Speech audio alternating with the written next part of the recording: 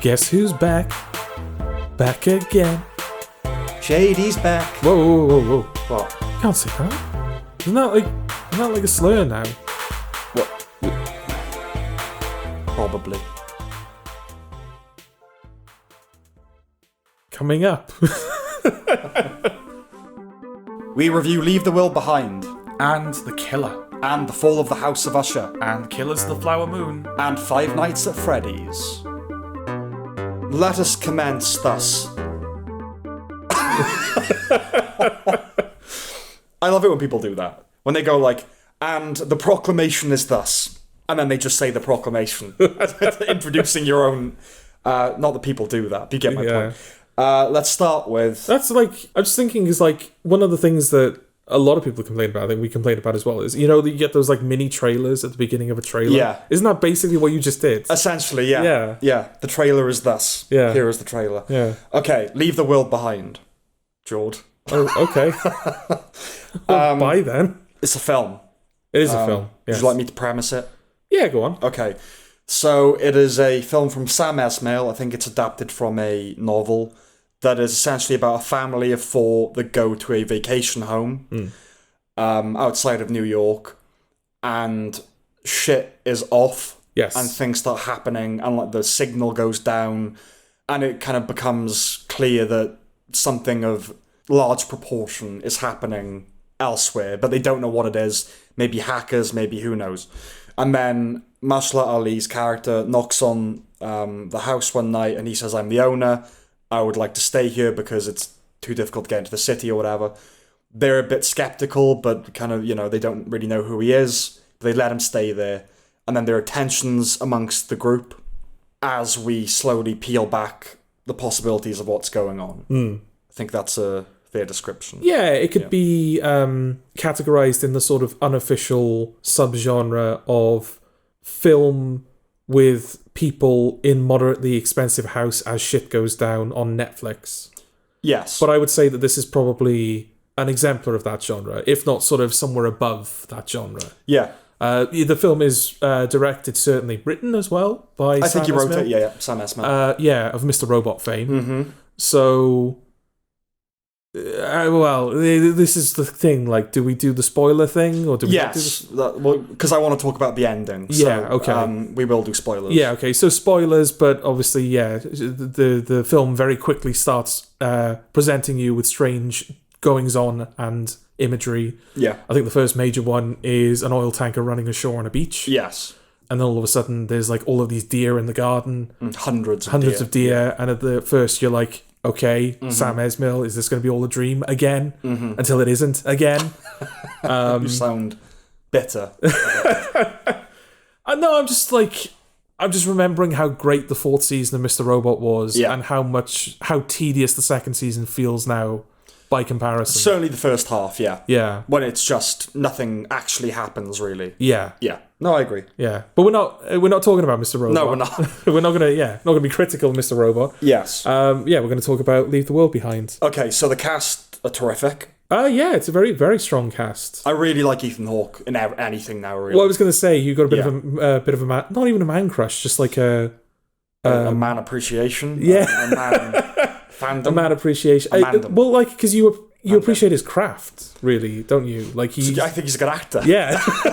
Basically, is what Put simply, yeah. Like I've seen a few films recently of him in his 20s, early 30s, and he's not bad, but there's, you know, the fresh-facedness is strong. Is it a bit of a Dave Chappelle effect, where he's matured well? Yeah, and his abilities have matured become well. a lot better. Yeah. 100%. And I just now don't think he's capable of really turning in a bad performance. Okay. He's in some films that aren't great, but he's never bad in them. Well, what have we got recently? To sort of, we got this, in which he plays a kind of, almost like a beta male kind of... He's a liberal college professor. Yeah. That's kind of really wants to endear himself to the black housemates they suddenly have. Yeah. It's never explicit. He's never like, it's not like Get Out. No. Like, let's go out of our way to be nice because they're black. The point is that his wife, played by Julia Roberts, who's also very good, her distrust of them, you kind of pick up that it may be racially based. As And does he's- the Black Daughter. As does the Black Daughter. And Ethan Hawke is very much the antithesis of that. Yeah. But yeah, we have that. We have the black phone, is that what it's called? Yeah, whatever he was, that weird performance he was doing the villain. Black Phone. That bizarre Glass micro Onion. cameo in Yeah. Glass Onion where he's this, like, really, like, confident, like, Ponytail. yeah, with a ponytail. Yeah. He's He was in a gay western short film with Pedro Pascal okay. this year. Sure. From, I'm going to say Pedro Almodovar, but I could be wrong about that. Okay. But he was good in that. Yes, he's a very good actor. Yeah, First Reformed as well. I know it was a couple of years ago. That's one of the great all-time performances, Yeah. I think. Yes, and, Boyhood, the Before trilogy. Yes, he's very good. But I would say the standout for me was Myha'la Ali. Okay. I think he's a really good actor. He's another one that kind of, if he's in it, it guarantees a certain level of quality. Okay. Yeah, I think he's great. And I think he's very good in this. Who's a standout for you? I mean, I like them all. It was really the daughter, the Black Daughter, was the weakest of the main cast for me. I would agree. But I think part of that is just my unfamiliarity with her. And she's quite brash and unlikable Yeah. to an extent. Yeah. Funnily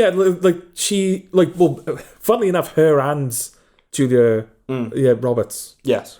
Yeah, both the women are kind of presented as the antagonistic force of either side, aren't they? I think it depends on where you're coming from. Because basically Myha'la Ali is like, let's just keep calm and trying to control things. And she is very much, these white people don't like us. Yeah. She's a millennial, essentially. Yeah. I think if you're coming from that perspective, she's the heroine of the film. What's her assessment of Friends? Because I think that really summed her character up for me. I think she says it's kind of nostalgic for a time that never existed. Yeah.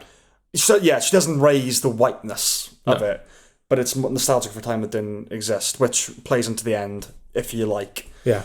The visuals are terrific. It's very well directed. Yeah, well, of course, I mean, Mr. Robot, one of the most visually unique shows in recent memory. Well, it's one of the most altered, isn't it? Yeah, like absolutely. that is his show. Yeah, and though this doesn't look like Mr. Robot, he's certainly carried a lot of the flair that was in that show over. And it's nice to see that, because he made at least one film before Mr. Robot with his wife, Emmy Rossum, but that I think is fairly traditionally mounted. Then you got Mr. Robot. So it's nice to see that, he has moved. He's kind of learned the lessons of Mr. Robot and taken it to film. Yeah, he does have a thing. I mean, distinctive, clean cinematography. I know that's not necessarily him, but kind of just fluid camera movements, kind of overhead shots, and he definitely has a style. Yeah, kind of in the same camp as David Fincher, in a way, where you've got clean, very controlled, but at the same time, as you said, they're quite kinetic. Yeah. Some of the movements. There's that shot where Mahershala Ali and his daughter are in the basement. Yes. And they're kind of talking about, like, how do we get them to kind of leave the house? Mm-hmm.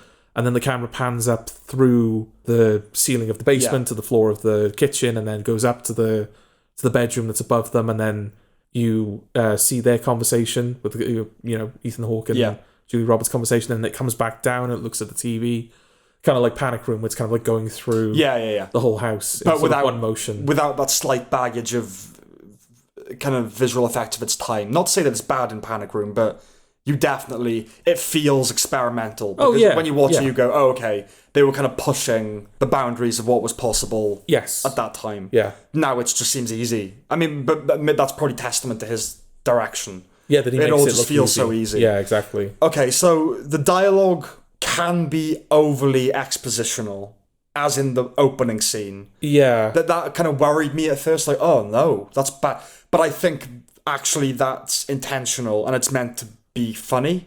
To add humour. So in the opening scene, Ethan Hawke's in bed, Julie Roberts is packing, and she kind of goes, right, we're going on holiday. And he's like, why? She's like, and she says, well, because you've been doing this for 6 months and I've been doing that. And it's like, oh, right, okay, that's like bad exposition that she's telling us what he knows, But I think that sometimes adds a weird humour to it. It's not a humorless film. Yeah, there's quite a lot of weirdness. Yeah. In there. Well, yeah, and I think to a certain degree, the more expositional dialogue is completely understood, because a lot of like what's happening is happening off screen. Yeah. So it's them learning a piece of information and then having to kind of convey it with the rest of the group, and then they go, oh, well, I learned this piece of information which kind of contradicts what you know. And Yeah, so kind of there's a vagueness around our discussion of what's going on, because that's very much the point. And what's clear is it's as though someone's attacking.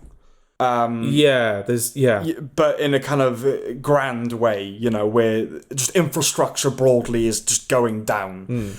And then kind of Ethan Hawke goes out and there's this plane that's dropping all these leaflets with Arabic writing on it, and his son recognizes one of the phrases as being "Death to America." So they think, oh, Iran is behind it, but then there's other evidence that maybe it's the Russians, and kind of, you know. And Myha'la Ali's character, he's like an advisor to defense contractors. Yeah. So he knows people that kind of think about this stuff.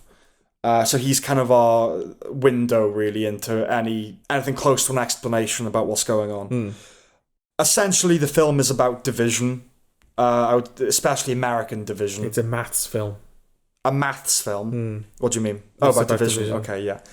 So Myha'la Ali's final speech about pretty much what's going on. Yeah. It's a bit on the nose, but up until then, the film isn't. So I forgave that. Again, maybe it doesn't need to be as on the nose as it is because of what Julia Roberts and the daughter see in their final scene. Yes. But I think because the ending isn't really like an explanation of what's going on. The ending is kind of doing its own thing.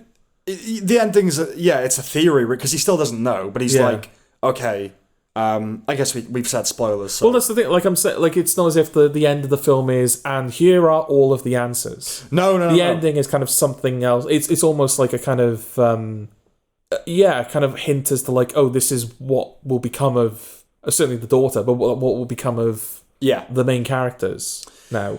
Yeah, and it's also kind of what he says at the end, we are supposed to really take as the truth of what's happening, right? Yeah. There's not, even though it's unconfirmed. Well, even though it's a theory, it's showing you like flashes of the film that we've already seen. Yeah. So it's like the film is sort of showing you evidence to back up its own theory. Yeah, and it's nothing profound. That's the thing. It's not like, oh my god, it was this. It's kind of what you think it is the whole time. You know, it's not, which is if you want to destabilize a country, a civilization, then there are kind of 3 stages. The first is the first bringing down infrastructure. Yeah, kind of kill transport and communication. Yeah, and then confuse people. Yeah. So like the Iranian thing may just be misinformation. Yeah. Or disinformation. And then the third will tear each other apart. Yeah. So obviously it's supposed to be an allegory for the current state of the world, the polarization of politics and everything. It's also an argument for physical media. Is this what you were referring to? Yes. Okay, because before I watched it, you said that you'll love the ending because it backs up something for us. We've been saying all along. Yeah. And part of me thought, even though you said it was the end of the film, part of me thought you were referring to when Julia Roberts and Ethan Hawke's daughter, so not the daughter in the main cast, they have 2 kids, which are kind of like supporting characters. Yes. And that daughter, she is like quoting a story from The West Wing at one point. And Julia Roberts is like, you watch The West Wing? And she goes, only the Aaron Sorkin seasons. Oh, yes. And I thought that's what you were referring to. There are things, I think, because Sam Esmail, I doubt that stuff's in the novel, right? Yeah. But Sam Esmail is very plugged into, like, he's a millennial, I think. So, like, he's raised on TV. Yeah. And in Mr. Robot, there are loads of references to movies and TV shows. And people talk about it in a very real way. Yeah. In the way that, again, like, oh, yeah, just the Aaron Sorkin. Yeah. Like, you wouldn't really see that in anything else. No. Yeah, no, not that, though that is also correct. Yes. But basically, the daughter is the whole film is trying to watch Friends on her phone because she's on the last episode. Yeah. And that's when the signal goes down, so she's kind of having separation anxiety, and she needs to know how it ends. Yeah. And then her brother is like, yeah, he's a bit of a prick to her. He's basically like, yeah, you're probably never going to know, so just like live with it, kind of thing. But at the end, she discovers a bunker in this house that is stocked with DVDs. Yes. Which I no doubt is Esmail's collection. It's like in Hot Fuzz, isn't it? Danny's collection. Oh, yeah, the Holy Grail. It's Edgar Wright, Joe Cornish, and someone else's DVD collection piled together. Okay. But yeah, and she finds the Friends box set and she puts in the thing to watch the last episode. Yeah. Yeah, so it's kind of, you can infer from that what you will. I think part of it, if you want to take the other daughter's stance that, oh, okay, we're now just going to retreat back into the past, you know, like things that reality's too difficult to face, so we're just going to retreat back into the past. Part of it is things were better back then. You can look at it that way if you want. We're actually better, like, but also, like, what I took away from it is fundamentally, yeah, when the systems go down, you've got to rely on physical existence. Yeah. Yeah, the nostalgia thing I didn't really buy into because I've never seen Friends as an accurate depiction of life. Yeah. You know what I mean? It's a type of show. It's a sitcom. Yeah. But also, like, I don't know how old that character is supposed to be. Like, she would even know. Yeah. Yeah. Yeah, exactly. Like, she would have been born... Post-millennium. Yeah, she certainly would have been born, like, after Friends had premiered. Yeah. Possibly before it ended, but the majority of Friends would have been behind her by the time she was born. And even if she was born after it began in the 90s, that's still young enough to not know if it's an accurate depiction of that time. Yeah, of course. I mean, I think of myself as a 90s kid to a large extent, but I was, 6 when the 90s ended. So I'm not really, but still. Yeah. Also, an argument for getting off the internet. Yeah. Yeah, like I said, all said, in the end, it ends up being pretty simplistic, but that didn't bother me because I liked the message of it. At least what I took to be the message of it. And how that was delivered as well. And how it was delivered. Because, yeah, despite, like you said, occasional on-the-nose dialogue, the film never feels preachy. No, never. Because, again, you can come down on either side of it. Yeah. It definitely fits the criteria of too long. Yeah, 2.5 hours, basically. I was kind of done with it by the 2 hour mark. Yeah, I would agree. Yeah. I never got bored, but it could have been cut, definitely. Yeah. And I'm such a fan of his visuals, I just kind of drank it in. So I'll just have more of that. Yeah. You know? I can't see myself rewatching it, but that's okay. I got what I needed out of it, got everything I needed. I think it's currently 75% on Rotten Tomatoes, and it deserves a little bit higher than that. Okay. Would you agree with that? I think maybe the length is probably what brought it down a little bit. Yeah. Because I was really enjoying it for a while, and then, like I said, by 2 hours, I was kind of starting to become aware that the runtime was bothering me a bit. Yeah. So I think, yeah, if he managed to get it down to even just like a tight 2 hours, yeah, which I don't feel like is out of the question. No. Like, there's nothing that's. Well, the thing is, it's because like extraneous, but there's stuff that could probably get trimmed. Our review hasn't really kind of expressed the fact that most of the film is 6 people in a house kind of not trusting each other. Yeah, there are set pieces. But like the whole end of the world thing, that's obviously what's driving everything. And it's not that it's not plot heavy, but it's mostly about people in a house and kind of being suspicious of each other and not knowing what's going on. So yeah, some of that could be trimmed, definitely. But I liked it. Yeah, no, I liked it too. Yeah. I guess it's a recommendation. We recommend it. Yeah. Okay, The Killer. You mentioned Fincher. Yes, David Fincher's latest film. It stars Michael Fassbender, and there's even a guest appearance by Michael Fassbender's dialogue. Yes, in the film. There's the premise basically, because it is a basic premise. It was based on a graphic novel, I think. Oh, right. Okay. It's about Michael Fassbender plays a contract killer. He's on a job in the beginning, and that job goes wrong. And as a result, his employer, they rough up his partner. Yeah. And he goes out to take revenge on the people that are responsible. Yeah, I think the idea is that they're going to kill him now because he's kind of a loose end and you fucked up and that's just what happens. Yeah, basically. And that is genuinely the film. The film, yeah. Weirdly, also like Leave the World Behind, the film is divided into parts, into chapters. Yeah, chapters, yeah. And each chapter takes place in a different country across the world. Yeah. And chasing a different target each time. Yeah, it's kind of Hitman-y in that sense. Yeah. Like the game, in the different location to kind of figure out what do I need for this. Yeah. There's a lot of voiceover. Smiths? Oh, okay. Oh, there's a lot of Smiths. Is it just Smiths he listens to? Just Smiths. Yeah, because it looked like when he's scrolling through his music, it looks like he's got quite the collection, but he only listens to Smith songs. Yeah. I think that could be said for a lot of Smiths fans, probably, to be honest. yeah. So there's there's a lot of voiceover from Michael Fassbender. Him kind of like talking himself, by extension you, through his process. Yeah. His philosophy as well. His philosophy and how he kind of deals with the job. I mean, that first job that he's on, it's basically 15 minutes of him waiting for the target to show up. Yeah, just lying down, and kind of like exercising. and explaining what he's doing and everything. And then finally the guy shows up and he doesn't even kill the right guy. Yeah, that is funny. Yeah. Yeah. But it's like, I think it's probably better to think of this as a silent film. Because there is, like, characters speak, there is dialogue in it, and like I said, there is a lot of voiceover in it. But when I think of the film, I just think of Michael Fassbender in a place getting ready to do something. I agree. I wouldn't go as far to think of it as a silent film in the way that you would say WALL-E. No. But it's a very austere film. Yeah. But, I mean, there's so much narration, internal monologuing. Yeah. That, okay, he's not actually saying much, but he's saying a lot to us. Yeah. But yeah, no, in practice, on screen, it's just him going about his business very methodically. Yeah, because that's the thing. Pretty much all of the voiceover is dedicated to his, like you said, his philosophy and his thought process. He never explains what he's doing.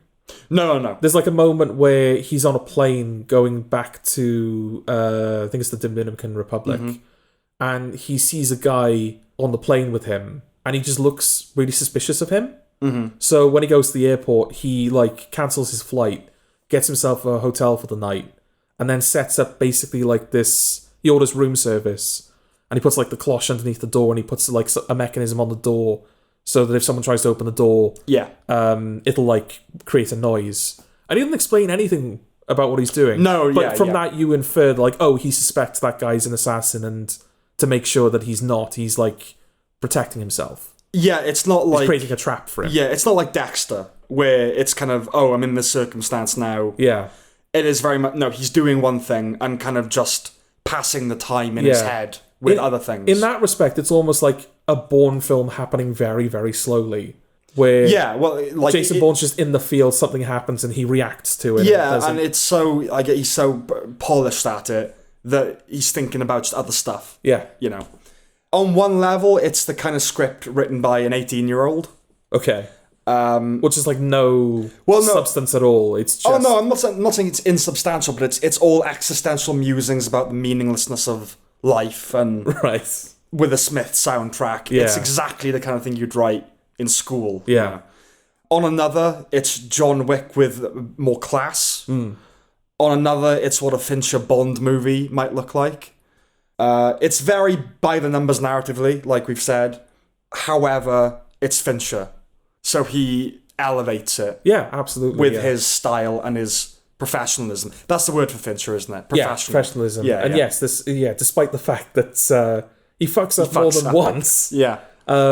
He conducts himself very professionally, even when he's out seeking revenge. Yeah. He's so methodical in preparing like how he's gonna the path that he's going to take to get to this guy, how he's going to kill him, how he's going to dispose of him. Yeah. And even when it goes wrong, he's able to kind of like roll with it. Yeah. And work with his contingencies. Le Samurai is very much the film that's always in the background of these things, these assassin on his own, kind of going about his business and kind of musing about life sort of things. Fassbender's costume for part of the film is a reference back to Le Samurai. Right. The German tourist outfit. The white coat and the bucket hat. Yeah, he calls it the German tourist. The German tourist, yeah. It's just a pleasure to see such a methodical depiction of a methodical character. Yeah. Being all methodical. It's kind of nice as well that like it almost feels like the film is like really committed to kind of showing the tedium of a job, like not romanticizing it at all. No, not at all. Like you really are stuck with him in that like abandoned room where he's like stretching and he's like sleeping on that really uncomfortable surface. Whenever you see any cop show and there's a rookie and they're on a stakeout with a more veteran detective, they'll always say, I'm bored, because, hey, this is 50% of the job, kid. You'll get in. There's always that line. Yeah. And it's true, like being an assassin as well. Like most of the job is going to be waiting and watching and, you know. Yeah, despite the frequent internal monologuing, you never get much of an insight into the character. But that's by design, definitely. He's meant to be a bit a cipher. Even though he's telling you his worldview, it doesn't really tell you anything about him other than he's cold and he's kind of detached, but you don't know anything about him personally. Michael Fassbender is just eminently watchable. Yeah. Very physical performance, despite being such a buttoned-down one. It's very controlled, like everything else in the film. Yeah. Yeah, it's very austere, empty almost, but that was fine with me. It doesn't demand a rewatch like I would say Leave the World Behind. Yeah. And I have no inclination to do so at the moment. I had my fill because there's nothing to be digested. Yeah. It is what it is. It's a slick, well-made bit of filmmaking that I lapped up, and then it was over. Yeah, no, I basically agree. I mean, I think this does run at pretty much a tight 2 hours. Yeah. But this one could have been like an hour and a half. Yeah. It's always like, but most films could be shorter. Yeah, but this really we'll come does... to that again.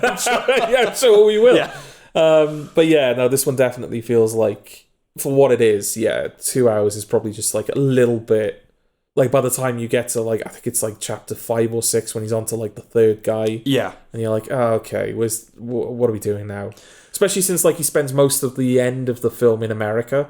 Yeah. So the scenery starts becoming less diverse, even though it's, like, Florida and Chicago and, Well, that's the thing. I mean, it's a B movie, really. But it's with an A director, and... with class, like it's John Wick with class, but it is a B movie. Yeah. And B movies are short. Yeah. But I think because it's a classy director and because it's like, oh, he's the kind of director that wins awards and that's all, it couldn't be hour and a half. But that's just the way people think now. Right. There's a great fight scene. Yeah. A really good fight scene. Yeah. Some criticism's been leveled at the product placement in the film. There's quite a lot of products. But I had no problem with that at all because it's matter of fact. Yeah. Like everything is like, no, that's just... I'm actually trying to think of... Oh, like, I think there's some Amazon, there's Amazon stuff in it. He orders some of Amazon you've seen. But I know that, yeah. It makes perfect sense. That's what people do. They order stuff off Amazon. Yeah. It's same as The Sopranos. Like, when he opens his cupboard and you see it, it's like, well, yeah, people have Bisto in their cupboard. But that's the thing, like, I think I remember, in that first 15-minute period, he goes to, like, McDonald's. Yeah. And he says that, like, he basically talks about the merits to going to McDonald's in that line of work because they serve so many people a day. Yeah, they're not going to remember anybody. Yeah, so it's like, oh, that actually makes perfect sense. But also, it's McDonald's, Amazon, FedEx. It's not like boutique companies that they're wedging in there. It's companies that are utterly ubiquitous to everyday life. Yeah. Like to say, oh, we shouldn't have McDonald's in it because, It's like, well, no, every fucker goes to McDonald's. Exactly, yeah. It's a step down for Fincher in terms of substance. Definitely in terms of substance. Okay. And originality. It's a bit like Burn After Reading, in that it's Fincher on a quiet day. Yeah. But that's fine. If this was all he made, I think I'd have more of a problem with it. Yeah. But it isn't. So... No, it definitely feels, after Mank as well, this feels like a kind of, like a in-between project. Yeah. Something smaller, something far more manageable.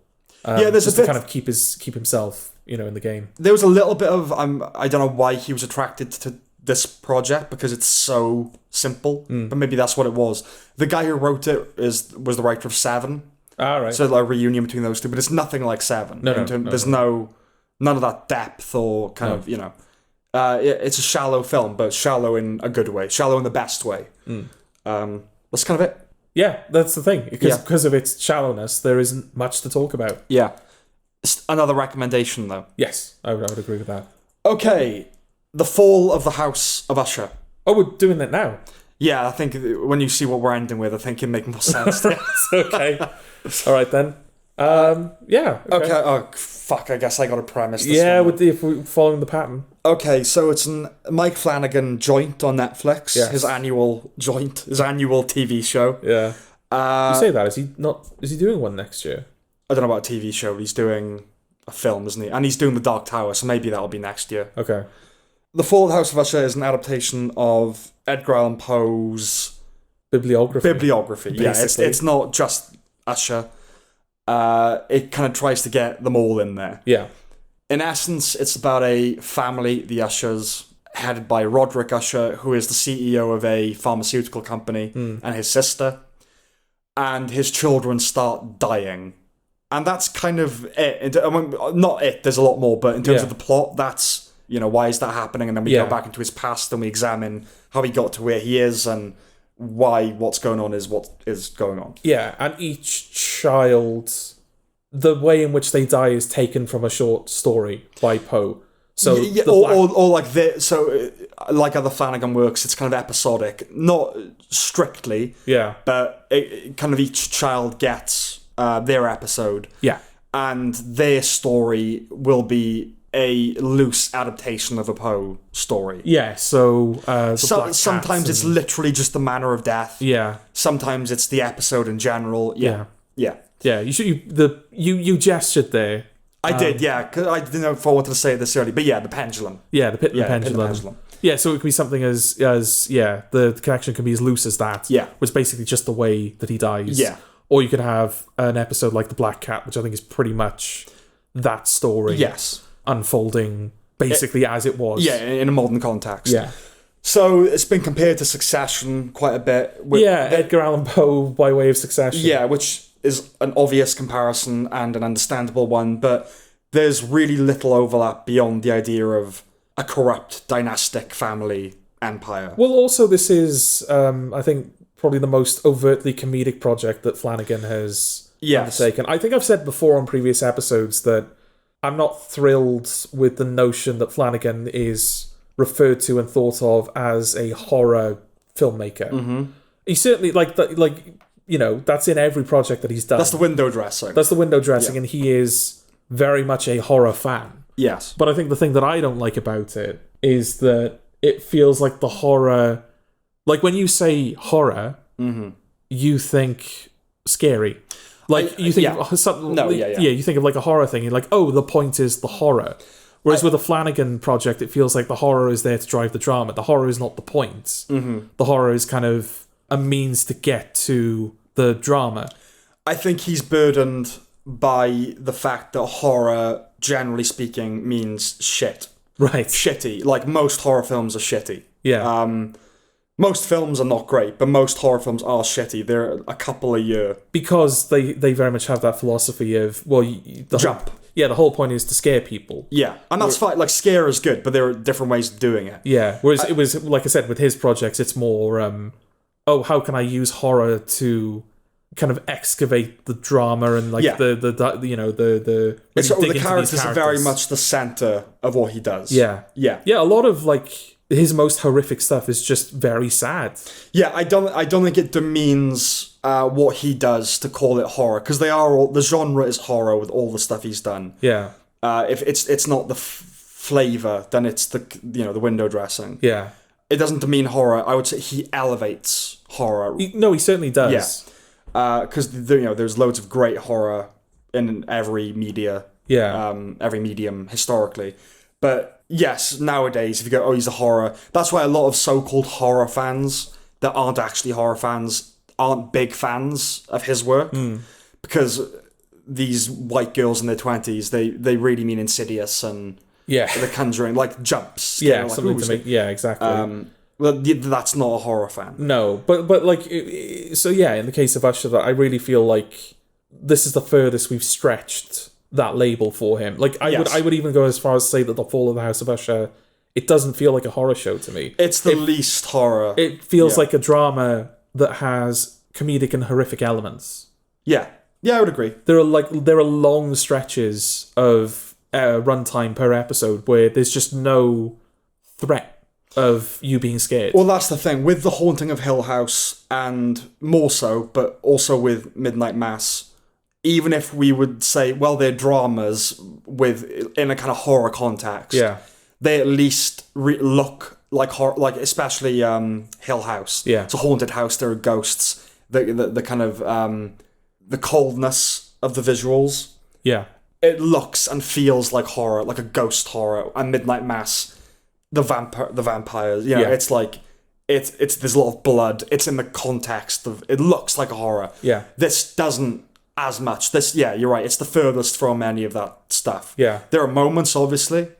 Yeah, but generally speaking. Yeah, a lot of this takes place in extravagant, rich people environments, apartment blocks and boardrooms and churches and Yeah, it's not. It doesn't have as much of the dressing of something horrific as previous things. And another thing that it shares with Succession is that it has comedy, but the comedy here is a lot broader than Succession. Yeah. And less natural. Tonally, of course, all of it is less naturalistic. Yeah.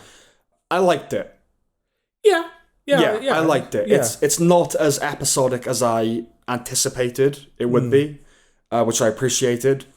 However, its schematic nature does risk staleness. Well, this is this is the thing. You've got the first episode feels like it's kind of rushing almost because it's trying to set up a lot of things very quickly. Yeah. It sets up the kind of framing device for the rest of the show, which is Bruce Greenwood, the head of the Usher family. Yeah, Roderick Usher. Roderick Usher.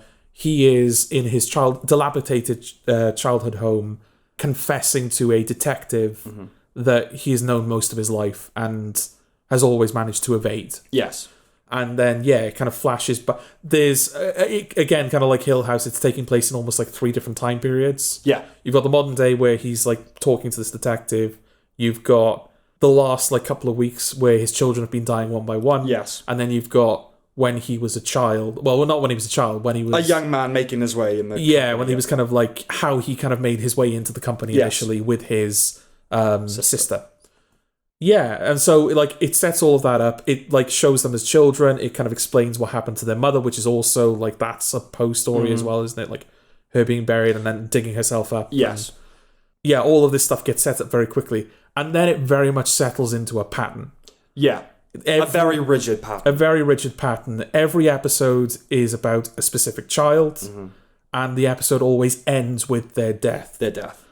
Again, like you said, kind of like Hill House. Hill House was very episodic in the sense that it was every episode belonged to a different character. Yeah. Like the first 5 belonged to every child, and then you had the 6th episode, which was kind of everybody's, and then the father's episode and everything like that. Yeah. But the thing with Hill House is that Hill House was one story told from multiple perspectives. It's a mosaic. Every episode's a piece of the story. Exactly. Yeah. So even though there's a predictable pattern in the sense that this is Luke's episode, this is Nell's episode, anything could happen within those episodes because it's unique to that character. Yeah. The horror is unique to that character because every character is kind of haunted by a different monster. Yes. With Usher, it's multiple stories being told from one perspective. Yeah. Because he's always telling the story of his children and how they died. And so every episode is, like I said, it follows the same pattern. It kind of has the same voice. In that respect, it's less interesting than Hill House. Well, it's because it's very, very inevitable. Yeah. Where that show is going. Well, like you know from the very beginning, it's like, look, all my children are dead. Yes. I'm basically like turning myself in. This is the end for me. I'm going to tell you what happened. You can make a good guess, but you can also make a good guess what's going to happen after we see all the children's deaths as well. Yeah. You know exactly where it's going. And that's the thing. When you have... There's 8 children, right? 6. Sorry, 6 children. 8 episodes. 8 episodes, 6 children, yeah. When you have that very rigid pattern of, okay, their story, then they die, their story, then they die... If you have any experience in watching TV, you start kind of... They always say the audience is 5 steps ahead of you, right? Yeah. So you're thinking, right, when will this get subverted? Yeah. When does someone not die? Or he just thinks they've died? Yeah. Or when, and that never happens. No. So it ends up all just being very, okay, yeah, it's just playing out. It also means that the weaker episodes feel weaker because of it. Yeah. Well, you're always just waiting to see how they die, right? Ultimately, Yeah. like, is it going to be a fun death? Yeah, and it is unfortunate. For my money anyway, the best death is the first one. I would agree. Some are more horrific, more colourful, more inventive, like that first one. Yeah, and then there are some that are bland, like Samantha Sloyan's is kind of Well, so that was the one that was like. I thought that one was okay because that was the one that made me think, oh, maybe not all of the deaths are going to be really bland. Maybe I'm just conflating it with her episode then. Which it wasn't the strongest episode, but I thought her death was okay. Considering like how she died, I thought it was interesting. Okay, well, Kate Siegel has a pretty good death. Like I said, what's the name of the kid? I don't know his name. No idea. Yeah, the actor or the character? Either will do. Oh, I've got it down here somewhere. It's Petruccio, Pedro. Oh, Philharmonic. Prospero, I think is Prospero. Yeah, that's Perry or something. Yeah, that's probably the best one. It's the most creative one. Yes. The Kate Siegel one comes next. That's pretty good. That's pretty good. Then it kind of the next couple are a bit crap. A dip, and then you got the last one, which is okay. I was waiting for that. Yeah, but just how contrived it is. Like, oh yeah. Okay, so as an adaptation of several Poe works, and I admire him for that. That he's like, no, I'm going to do the definitive. Yeah, I'm going to get it all in there. It does sometimes feel like the stories are being not shoved, but inorganically inserted into the narrative. Right. So the Black Cat would be the exemplar for me. Yeah. It's like, okay, you're just doing the Black Cat. Like, it's got nothing to do with anything else. It's difficult to make 6 children equally interesting, and I appreciate that. You didn't have to do that. No. But Tania Miller is the closest to being virtuous. Yeah. But as a result, she's comparatively boring, so therefore ends up being unlikable. I think I just find Tania Miller boring in general. She is very boring. Considering how transformative Kate Siegel has proven herself to be in... Because that's the thing. Kate Siegel, Flanagan's partner... Yeah. He could just, like, put her in a project and, like, oh, there you go. Kind of Helena Bonham Carter's just like, oh, just do that thing just take it easy, yeah. But no, like, she's always playing a very different character. Yeah. What's the name of the guy in the Black Cat episode? Rahul Kohli. Yeah, very different in every Flanagan project he's been in. They're very chameleonic, even though they're regulars. Yes. And yet Tania Miller, even outside of Flanagan's work, she's always exactly the fucking same. I don't think I've seen her in anything else. She was the same in Doctor Who. There was like she in Doctor Who? Yeah, she was exactly the same in Doctor Who. There was like another program as well where again she was like, she looked the same, she sounded the same. It's like you're just the same person. Okay. Yeah, I don't see a character. I just see you in a bad way. There's probably it doesn't help that she's bald. I wonder if she's got like a thing, like a thing where she's like, I'm bald. I won't put on a wig. I won't allow you to make me look like a different person. I wonder whether it's a rider, so to speak, that yes, she says I'm bald, or whether they're like, black bald woman, like we can't ask her to put on a wig. Right. Do you know what I mean? Like we're not even gonna go there. Like, not even for any good reason, but just, would it be seen as disrespectful or something if we ask her to? Yeah. But I think she's not helped by that. That if she wore a wig, if she had hair, it could be done differently. Do you know what I mean? And that's unfortunate. But yeah, she doesn't do anything else either. She doesn't change her accent. She doesn't... No, exactly. Yeah, she's always the same. And I can't help but think, like, just as an actor, would you not feel compelled... different. When you're alongside Kate Siegel and Henry Thomas, who's got a little ponytail, and he's a right piece of work in this, and his voice is different without his accent being different. Again, they've transformed themselves. Is there not part of you that feels like you're the odd one out? Chuck a wig on, yeah. Because she certainly does seem like the odd one out. Yeah, no, definitely. Well, that's like because she's the good one. She's the closest to being a good one. Yeah. But because that's boring, you don't like her. Yeah. So it kind of has the opposite effect. Yeah. Samantha Sloyan, while fine, was surprisingly bland. Well, she's Bev. And she's always going to be Bev. I know. But every time you put her in something and she's not Bev... It's going to be a letdown. Yeah. Yeah, that's true. I think if he'd capped it at 4 kids, there would have been 4 colourful characters. And if you merged elements of the other 2 into those 4, and it would have been much more effective. 6, I think, was stretching it. Yeah. 4, you have 4 good characters in there. Yeah. Bruce Greenwood is a reliable screen presence. He's pretty much my favourite thing in it. Yeah. Plays his part very well. Henry Thomas, Kate Siegel, Rahul Kohli, a lot of fun. The first of whom was the most likeable, definitely. Yeah. Henry Thomas. Sarian Sapkota plays the part of Prospero. Okay. He plays the part right, but I hate him. Well, yeah. Because of who he is and his age and everything about him. Ruth Codd was an unusual choice to play the new bride. Like, I get it, because the angle is that she's basically a walking advertisement for the drug that his company makes. Yeah. So it's more that she's a rebuttal, a human get-out-of-jail-free card than a trophy wife. But she just doesn't have the look.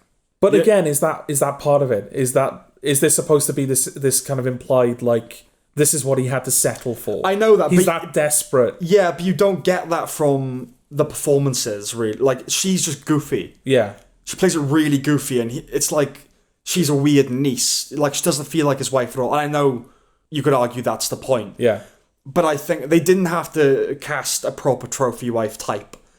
But she's too kooky, I think. They could have just cast someone bland. Someone that's not particularly attractive and someone bland, but she plays the comedy very broadly. Okay. And to the point where you feel like if the point was supposed to be that she's kind of not the ideal wife, that gets lost because of the comedy or the way she plays I think it gets lost that she sticks out. And it's like, why is she there? Not that why would he have married him, more that why would she have agreed to it? Right. You know what I mean? I don't know. It was a bit out of place.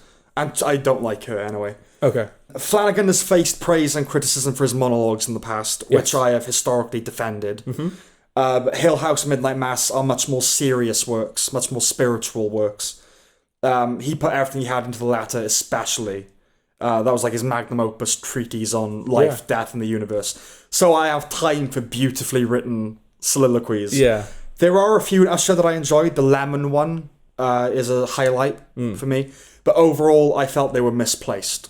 Well, they just feel less... they feel less weighty, I suppose. Yeah. I know that, like, to some people, he is dealing with important things in terms of, like, big pharma and the rich and exploitation of the public and all that kind of stuff. I know they are they are big, important things. Yeah.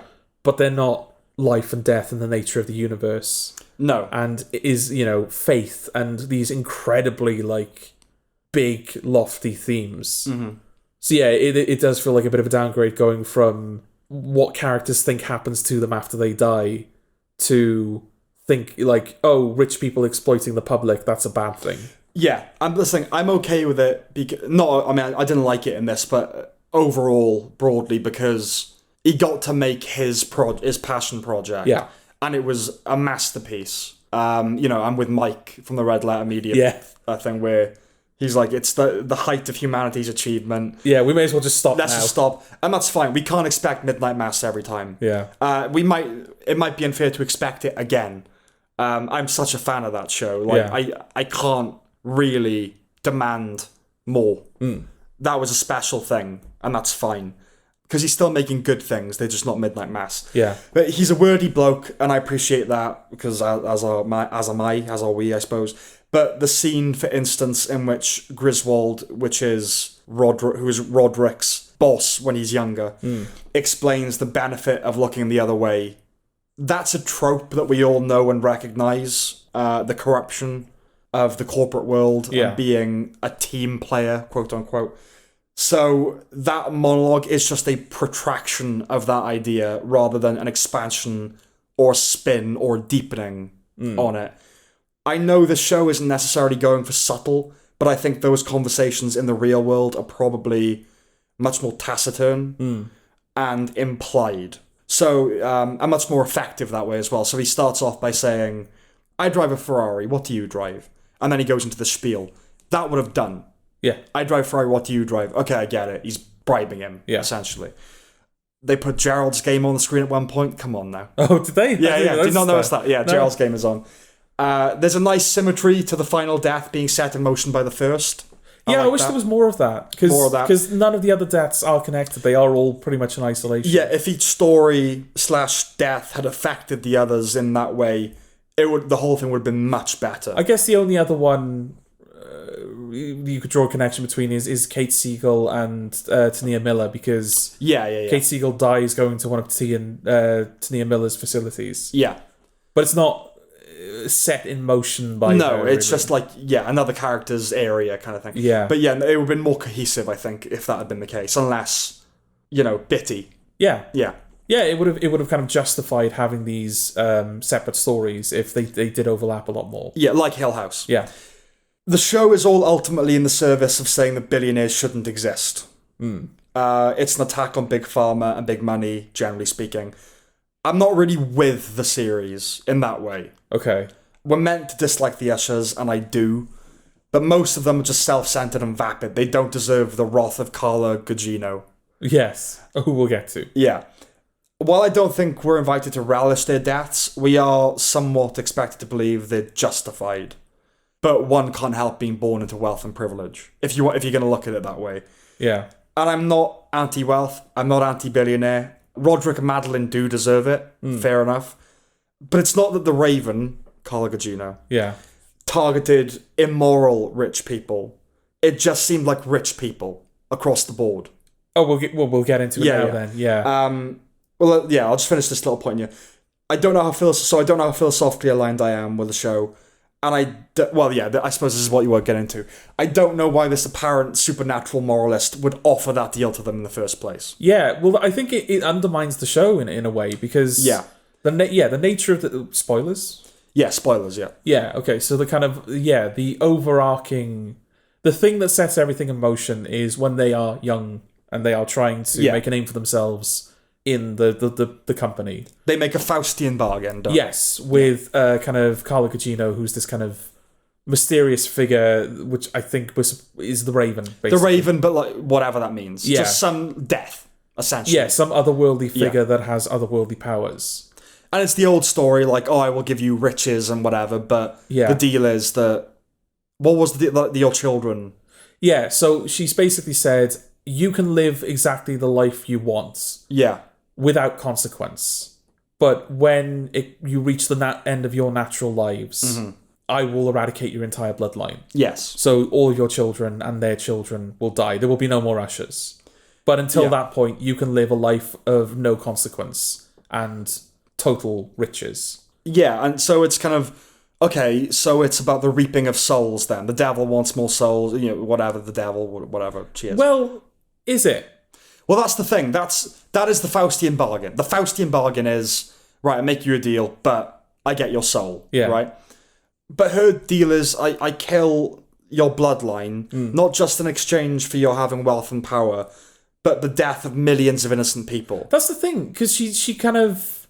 Yeah, she is the one that kind of enables the Ushers to live this life. If that's what she wants. If it's the devil, like, I tricked you, as the devil always does. Yeah. And I've also managed to reap millions of other souls because of this deal. Yeah. Fine.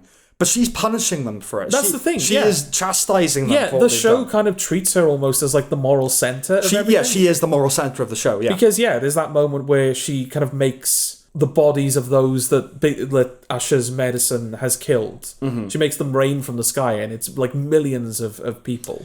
And she's like, look at what you've done. And it's like, but you... Yeah. He could only do that because of you. And it's not as if they exploited her deal. She said, you can live a life of no consequence. Whatever you do, you won't be caught, you won't be punished. Well, the argument would be, right, so the idea would be that billionaires make a deal with the devil to be billionaires. That would be the philosophy of it, right? Okay. I don't agree with it, but like, to be that rich, you have to step on people and whatever. Yeah. And obviously a lot of billionaires do. But that would be the fundamental axiom of the show. Billionaires make deals with the devil. Right, okay. So billionaires are scum, but they are still the devil. Okay, so we have two problems there. Yeah. There wasn't really... the granddaughter was the closest thing we got to like a hero. Yeah. But obviously she then also has to die. Yeah. But the devil the Raven regrets having to kill her. Which is interesting because... well, she's beholden to herself. I don't like it. It's her rule. She didn't have to kill her. But not only that, like the first couple of deaths, I initially thought the idea was that whoever she was, the Raven... Yeah. Which you never know, by the way. No, you never know. You never find out who she is. Yeah, she is just this kind of unknown power. I thought the twist was going to be that... Because, your assumption is, very quickly, is that she's responsible for their deaths. Yes. I thought the twist was going to be that she wasn't. I thought the twist was going to be that she's trying to save them. Right. Because Prospero kind of gets her in a room on her own at one point, and they're kind of flirting with each other. And she kind of says to him, you can stop this. Yes. Like, you just stop this party, go home, you can save yourself. But she has to kill him? So why is she giving him the opportunity to stop? Yeah, she does the same thing with Kate Siegel as well. When she's trying to go into the facility, she's like, you don't have to go in. But she ends up killing her. It's weird. I'm all for ambiguities, but it kind of... It falls apart when you don't know exactly what she's up to because... Yeah. I don't know whether I'm with you or not then. I don't know what the idea is. As you say, it either needed to be a case where she tricked the Ushers into harvesting souls on her behalf. Yeah. So she is she is the true villain of the show, more so than the Ushers. Yeah. And then maybe you could twist that to like, billionaires don't realise the consequences of the deals that they make. Yeah. And it's like even if they are repentant, it's far too late. Yes. Or the Ushers make this deal, this perfectly innocent deal with her, and they twist it in such a way that they are able to accumulate riches and they are able to avoid circumstance, and so she does become like she's doing this out of revenge, basically. Because like you like twisted my deal. This thing, she is not the villain of the show. The Ushers are the villains. They're unlikable, snotty, evil. She's not the villain. I think it would have worked better had she is a villain. But it's like, humanity is, we're our own worst enemy kind of thing. We are evil. Yeah. She just kind of preyed on our selfishness and our, whatever. Yeah. And then, like, maybe end it with the granddaughter, her offering the granddaughter a Faustian bargain, which the granddaughter does not accept. And you're like, okay, that's how you break the... Yeah. It's not about being selfish. So what she did with Mark Hamill, then, but with the granddaughter. Right. Yeah, give a sec... Because Mark Hamill is just... He's part of the... cadre. He's not, he's kind of something that led to nothing as well. Yeah, he's meant to be he's this enigmatic, shady fixer. Yeah, like even the wiki article, it said something like Mark Hamill plays blah blah blah, Arthur Pym, a character that is well suited to staying in the shadows. Yes. So you're like, ooh, okay, he's in on it somehow. That's a secret bad guy. Yeah. He's not. And he comports himself like a secret bad guy as well. Yeah. But he ends up being, I guess the twist is that he's not. Yeah, he's just a guy. He's just a guy, and that he doesn't take the deal. Yeah. But I think had they been offered... And she, respects him for that? Yeah. So it can't be a case of, she needs people to... She's making these deals with people... Why is she making deals with these people? Yeah. She doesn't need to. Yeah, because she's happy that Mark Hamill didn't take the deal. So what's she trying to prove? Who is she trying to prove it to? Yeah, if we don't know what she's playing at, then it's hard to really know and to get to the heart of the show, Well, it's hard to make any definitive declarations about what the show is saying because you don't know what the force that is setting everything in motion wants, and you don't know where they stand within the story. It's not very thought through, which is a shame for Flanagan. Yeah. It's better than Bly Manor. It's better than Midnight Club. Yeah. It's not as good as Hill House and Midnight Mass. No, it's firmly in the middle. Firmly, yeah. I don't think it's closer to any of those two pairs. It is right in the middle. Yeah. I think that's it. I think that's all I've got for Usher. Yeah. Is it a recommendation? If you like Flanagan, you'll get something out of it. Yeah, I think you'll like it. Yeah, it doesn't quite feel bad enough or just kind of whatever enough to be like, if you're a Flanagan completionist, you may as well. No, it's a bit better than that. Yeah, but I mean, watch Hill House first, watch Midnight Mass first. Yes, don't start with this. No. Yeah. Or do. Yeah, that's the thing. Start with it and then graduate. It's difficult, isn't it? Because it's like, do you start with the worst stuff first? Yeah. And risk being alienated, or do you start with the best and then... Or do you start with Usher, really like it, and then not like the other two because they're not like Usher? There are people, unfortunately, that are going to love Usher and not like Midnight Mass or Hill House. Yeah. I know people that... Everyone loves Hill House. That seems to be unanimous. Yeah. Loads of people don't like Midnight Mass. Well, they're insane. Fools. Yeah. Fools. Yeah, I know, personally, at least two people that loved Hill House, but didn't really get on board with Midnight Mass. Well, it's a different... What's good about it is different, isn't it? Yes. Hill House is a very emotionally resonant show. Well, so is Midnight Mass. I mean, fucking hell, No, yeah, it has its moments, but I don't know, you kind of... No, I think people like the family aspect of Hill House. When I think of Hill House, I always think of 6 Feet Under. Not just because of the funeral home angle, but just that it's a drama about a family. Yeah, a dysfunctional family. And I think you fall in love with the characters of Hill House. Yeah. You don't really fall in love with the characters of Midnight Mass, but you really feel for them. But kind of from a distance, I don't know. I don't know how to answer that, because you do like the Midnight Mass characters. I suppose, there's just some... Nell will always be special. Yeah. Yeah, Midnight Mass doesn't have a Nell. No, that's true. Yeah. No, it has... Yeah, it's different. You're right. The intriguing thing about the characters that, Linklater is better than anything in Hill House. But it's because he's... Who is this guy? It's strange. There's a strangeness to it. So, yes, that's Usher. Yeah.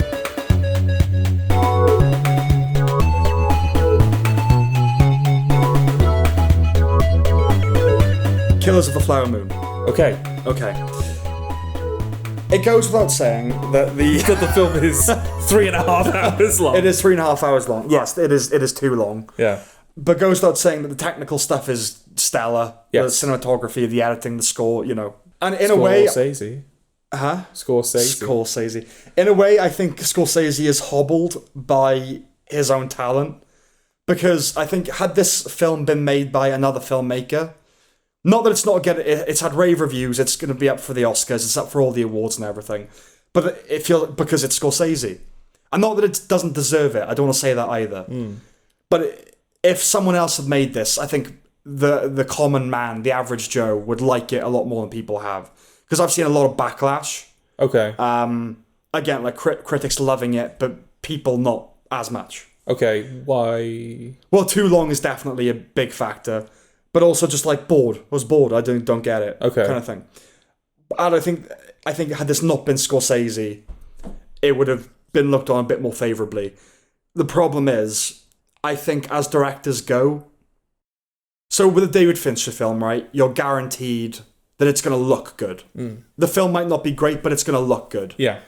With a Spielberg film, you're guaranteed a certain level of quality. And with a Scorsese film, you're guaranteed a certain level of quality. There's no, not for a long time anyway, bad Scorsese film. They're all good. The Irishman was good. They're just not Taxi Driver. They're just not Raging Bull. They're not The Goodfellas. They're not The Departed, And so he can make these amazing feats of cinema, but all like, Right. You know what I mean? So I think he's somewhat hobbled by that. Is that what you mean by... I'm curious what you mean by if this wasn't Scorsese, the general public would have looked upon it more favourably. Yeah. Is that what you mean by that? That Killers of the Flower Moon has to live up to the greats like Goodfellas and Raging Bull and... Like, being a really well-made good film isn't enough for him. Because the thing is with Scorsese, I was thinking about this earlier, he's such a master of the craft. All his films are really good, really well-made. Yeah. But only some of them have that extra spark, like Taxi Driver. They have, like, it's really good, but also it's like, yeah, it's something. In the way that Tar is. Now, I don't think Tar is the same as Taxi Driver, but...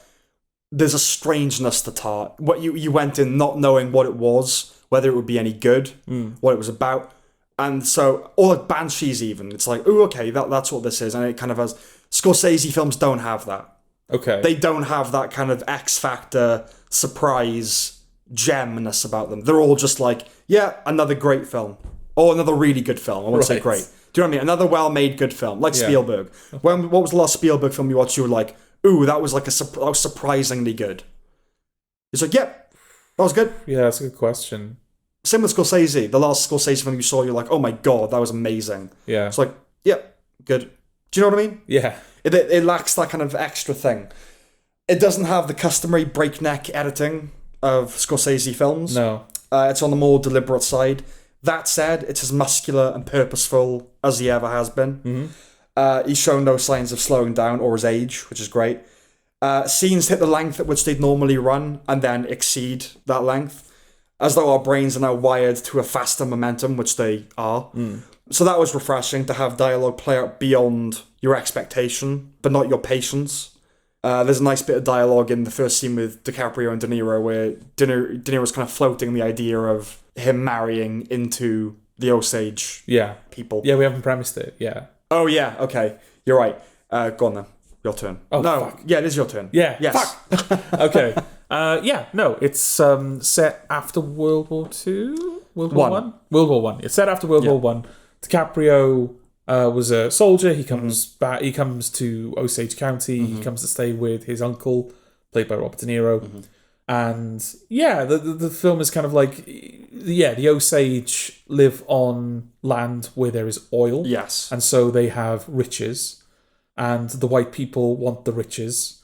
So they've kind of started marrying into the Osage, so that when the Osage die, they inherit the riches. And then there are some people that seem content to speed up the process a little bit. Is the film saying that white people are marrying into it for the money, or is it saying this family? I know this is supposed to be a microcosm. Yeah. But the whole we marry into the money and then we kill them. Yeah. As you were alluding to. Yeah. That's just them, right? That's okay. Well, it might just be that. But I don't know, because it felt like a lot of Osage were dying, like more than one family could feasibly handle. I think all the Osage that die in the film are them. Okay. I think. Okay. I'm sure it has happened, but I don't think it was pointing out like yes, obviously as a people, Native Americans have been oppressed and disenfranchised. Yeah. But this specific thing, I think, is the work of De Niro and his family. Okay, well... Yeah, I think. Okay. Well, it's the same thing, just happening on a smaller scale. Yeah. And obviously it's meant to be a microcosm of oppression in general. Yeah, yes. Exactly. So yeah, the Osage are dying, but obviously they're the Osage, and white people are white people, so Yeah, the FBI doesn't really give a shit. Yeah, and so the Osage go to Washington, and they're like, please, fucking please. And then the FBI get involved, and it's... as you were kind of saying, like it's pretty straightforward, like well made, but it is very straightforward. Very straightforward. And I think that is, for me, that is to its detriment a little bit for 3.5 hours. And we were speaking with a friend who kind of said something similar. For 3.5 hours, I think it was I was expecting not necessarily a twist, but some spice, some unexpected Well, this is what flavor. I mean. This is about that X Factor kind of thing. Yeah. It's just very methodical and well done, well executed. But it is, it isn't. It's kind of, it's the same as a lot of Scorsese's crime films. It's about a guy not in the world of crime who's brought into the world of crime. He does the crime, and then the law catches up with him, and he pays the price for doing the crime. Yeah, and it follows the entirety of that journey. Yeah, it Okay, so this is a 4 out of 5 film for me. It's a 4-star film. I was going to say it's a 4-hour film. I was like, it's getting longer. Yeah. No, it's 4 out of 5, and I think most of my review is going to be in script doctor mode, trying to drill down to why it's not 5. Okay. Because I agree, it's missing something. Yeah. But yeah, so in the first scene with De Niro and DiCaprio, and De Niro's trying to convince him, oh, there's this girl, maybe you've married money. He doesn't say that outright. He's like, you like red, you like the red skins, basically. And he's like, oh, I like red, I like white, I like blue. Nice. That was nice. Okay. DiCaprio is solid. He contorts his features in a manner reminiscent of Joaquin Phoenix in The Master. Not as good as that, but it's nice to see that kind of immersion. I like that both he and the film preserve an air of ambiguity around what he does, initially, anyway. Yeah. Yes, he's a dumb guy being manipulated by his Machiavellian uncle, but maybe he knows, Yeah. But he has like plausible deniability to himself. Yeah. It's kind of an interesting cognitive dissonance. There are scenes where it's pretty outright what Hale, the uncle, is up to, like when he punishes him with the bat. But nevertheless, in the scene after that, when Ernest is injecting his wife, Molly, with her insulin, which isn't, he gives her this little indecipherable look. It could be checking to see if she's suspicious of what he's doing. It could be regret. It could just be making sure that she's okay. And I liked that. That was probably the strongest component of the film for me. Okay. A little issue, though. Not saying that DiCaprio is a genius, but there's too much intelligence in his eyes to sell Ernest as a complete schmuck. Right. He doesn't do the work of extinguishing that light. I rewatched Sling Blade around the same time as I rewatched okay, all right, Killers of the Flower Moon. And while Carl Childers, the protagonist of Sling Blade, is much more afflicted than Ernest Burkhart, Billy Bob Thornton manages, and it is a majestic feat, to remove all light. To completely vacate his eyes. I love that film. I love him in it. I love you, boy. All insight into that character, into Carl Childers, comes from what he says and when he's silent, but the expression is basically uniform. Lily Gladstone is also good, very good. She's kind of the dignity and the conscience at the heart of the film. There's been umming and ahhing from the various award bodies about where to place her. They seem to have settled on lead. Okay. But I would argue she fits squarely into supporting actress. I mean, yeah, but also, who else would they put in lead? There is no one else. Well, DiCaprio. No, for lead female, I assume you were. Well, there isn't one.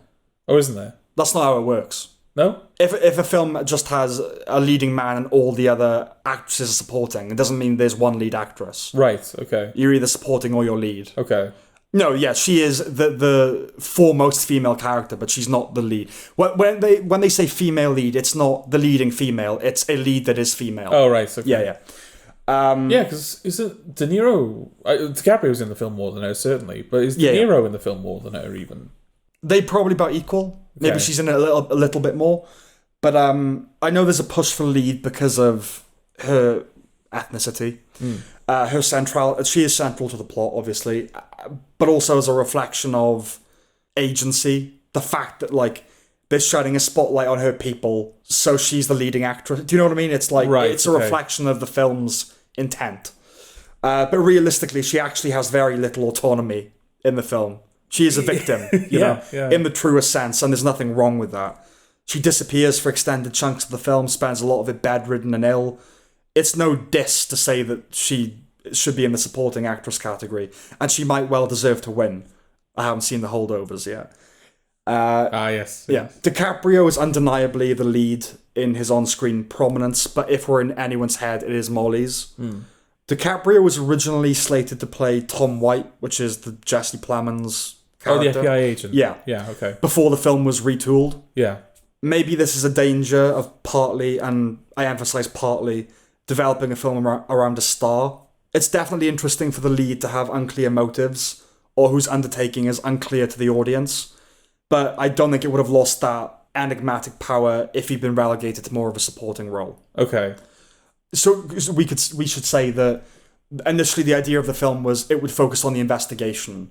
And he would play the lead, the FBI agent investigating these murders, but it wasn't working for them, so they kind of turned it inside out to focus on the criminals and the family. Yeah, because it's a long time before the FBI even come into it. It's very much like in Goodfellas, the bit where he's now coked up, that whole sequence, and he's driving and he's paranoid.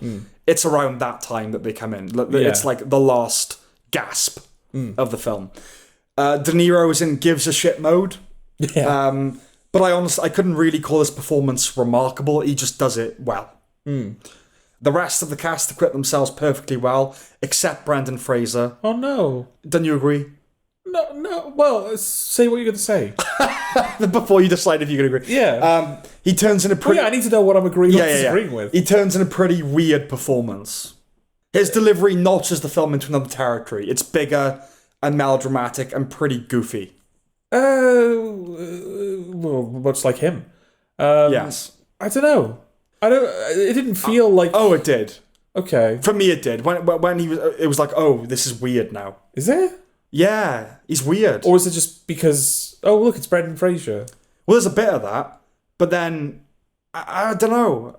I mean, I'll leave it for the audience to decide, but it just felt... It rang wrong. Okay. To me. Okay. Like, I get why he's in it. It's part of the Renaissance. He just seemed a bit rusty. Okay. He's good in The Whale. Yeah. Yeah, this didn't feel... I mean, I suppose we're not really sure... In terms of intensity, we don't know where either of us sit with our opinion. Like, I wouldn't say that it's distractingly different from the rest of the cast, his performance. I would. Okay. It's bigger. It's just a lot bigger than what everyone else has got. There's no subtlety to it. But it also comes at the most dramatic point in the film. I know that, but he stands up and he kind of says, "I demand." It's like, whoa. Yeah. Like, where'd that come from? It's just... He wants to make himself heard.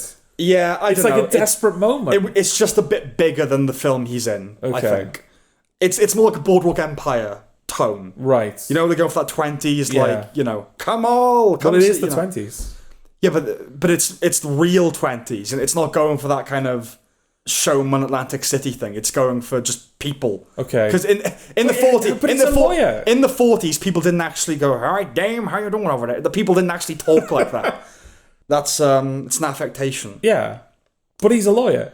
Yeah, I know, but so was whoever the other lawyer was, and it didn't have the same. I thought it was weird. Okay, so it's a plentiful story, and it's a microcosm of an even bigger one of history, but ultimately it's a pretty bare one, as you elucidated when you did the plot. In consideration of its 3.5-hour runtime, definitely.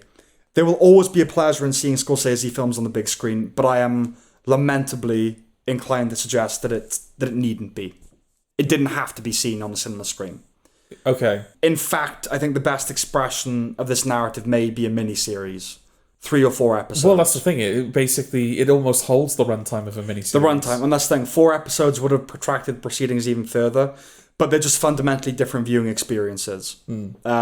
Obviously, with home viewing, people can pause it and then return later, but a film, I would argue, is best meant to be experienced in one sitting. Otherwise, it kind of defeats the purpose. But also, like, I think you've made this point. I'm not sure if you made it just now on mic, but you certainly made it off mic. In a way, Scorsese almost feels like he's above television. Like, can you imagine that? A Scorsese... Well, he did Boardwalk, didn't he? Well, he did the first episode. Pilot, yeah, he did the pilot. But just like oh, look, the new Martin Scorsese miniseries just dropped on Apple. Yeah, it feels beneath, like, his status. It would have to be a miniseries. Yeah. Yeah. And I'm not saying that, like, I'm not even saying I necessarily agree with that. I'm just No, I know. That's the thinking behind this being a film rather than a miniseries. Well, I don't... Because it's produced by Apple. Yeah, no, I don't think it was, like... That's the thing. It was never meant to be a miniseries. It was meant to be a film. Yeah. I don't think there was ever, like, oh, should it be a miniseries? But do you really think that, like, being that they run their own streaming service, and this was going to go on streaming at around the time they went into cinemas, the conversation was at least had, right? Where it's like, do you want to maybe make this I think this has been like, he's wanted to do this for a long time. Okay. Years. It's always been a film. He's a filmmaker. Yeah. I don't think he'd necessarily never do TV, especially, I mean, he did a pilot. Yeah. And he was originally going to come back and do more, it just kind of never worked out. I think a 3 or 4 hour miniseries is close enough to a film that it's something that he might consider. But yeah, I think that would have been the best outlet for this. The story doesn't span enough years or theme or plot to justify its intense runtime. Yeah, it's not The Irishman where it's like a 30-year epic. No, it's 5 years maybe, or like at most 10. This is the story. It's such a short amount of time that the film doesn't even really bother to kind of denote, like, definitively mark out the passage of time. No, yeah. They have children, that kind of does the work for you. This is the plot. A literal crime family is killing Osage people for their money. The FBI eventually starts an investigation, and the culprits are caught. Now, you can obviously... That, but 3.5 hours. Yeah, you can obviously, like, reduce most epics to a few sentences if you want, but you don't actually lose much in that summary beyond the relationships. Yeah. And I think it's interesting, because that little synopsis there that I just did, because the film was originally envisioned to be told from the perspective of the FBI, and then they flipped it inside out to focus on the perpetrators, it's instructive that either way you end up with the same synopsis. Right. And to me, that's like Exhibit A in why a story isn't necessarily why you should go watch a film. Because, 2 entirely different approaches, but you get the same basic story in the end. Yeah. Okay, this story could have been told in 2 hours. Yeah. Not to say that it's baggy, it never feels indulgent or tangential. Which is interesting because, again, as you've just kind of demonstrated, there's no, like, B-plot, really. No, it's one story. It is what it is, yeah. Yeah. It doesn't feel overstuffed, and that's the paradox at the heart of it, right? Because when you're watching it, it doesn't occur to you that much of anything could be cut, but afterwards your memory of it is pretty scant and very linear. Yeah. I wouldn't want to presume, but it feels like part of its length is down to a sense that it would be doing a disservice to an historically oppressed and marginalised people if it just got in and out with no frills. Yeah, maybe. You know what I mean? It's like, oh no, we gotta do this right. Yeah. In the hands of another filmmaker, this could have been eminently woke and annoying. It isn't. Which just goes to show it's not necessarily the topic, it's how it's dealt with. Yeah. The development of woke entertainment is something that we'll get into on a future episode. Ooh. Fun little tease there. Yeah, but I felt the plight of the Osage people, and it wasn't because I was kept there long enough, so I damn well better. Yeah. But, Yeah. Yeah, there's no real mystery as to what's going on. It's not a whodunit for the audience. So I think it would have benefited by focusing a lot more on the marriage between Ernest and Molly. And I know you can only take so many liberties with the facts, but maybe it was worth fictionalizing his struggle with what he was doing. So rather than the question being, who's behind this, it becomes, is he really going to go through with it? At the risk of sounding like a tasteless studio type, while this is a sublimely crafted piece of cinema, it's not that entertaining. Because there's no mystery. It's very inevitable. Plus, I don't personally find the minutiae of the criminal enterprise, like all the different players, the random guys that do, like bomb. Yeah. I didn't find them that interesting or that intriguing. Not many thrills. So it needed an extra something in there or a different take. Now you'd end up with something else entirely, and maybe it wouldn't work given how late in the game the FBI get involved. But seeing things from their perspective, as was the original intention, would at least have offered more intrigue as they peel back the layers of this community and these characters. And it would mirror the grander undertaking of the film, which is to elucidate and document a piece of American history that's unknown to most. As the feds uncover the truth about the conspiracy, we discover the historical truth. So there's a nice symbiosis of plot and artistic intent. Right, there. Okay, so then you got the ending. Yeah. I don't know whether that ending is a reconstruction of an actual radio play. Okay. It's an interesting, dynamic way of concluding as opposed to text Yeah, on screen. No, certainly, yeah. But if we are spending 3.5 hours with the film already, I can manage a little montage to wrap it all up. Right. Do you know what I mean? Yeah.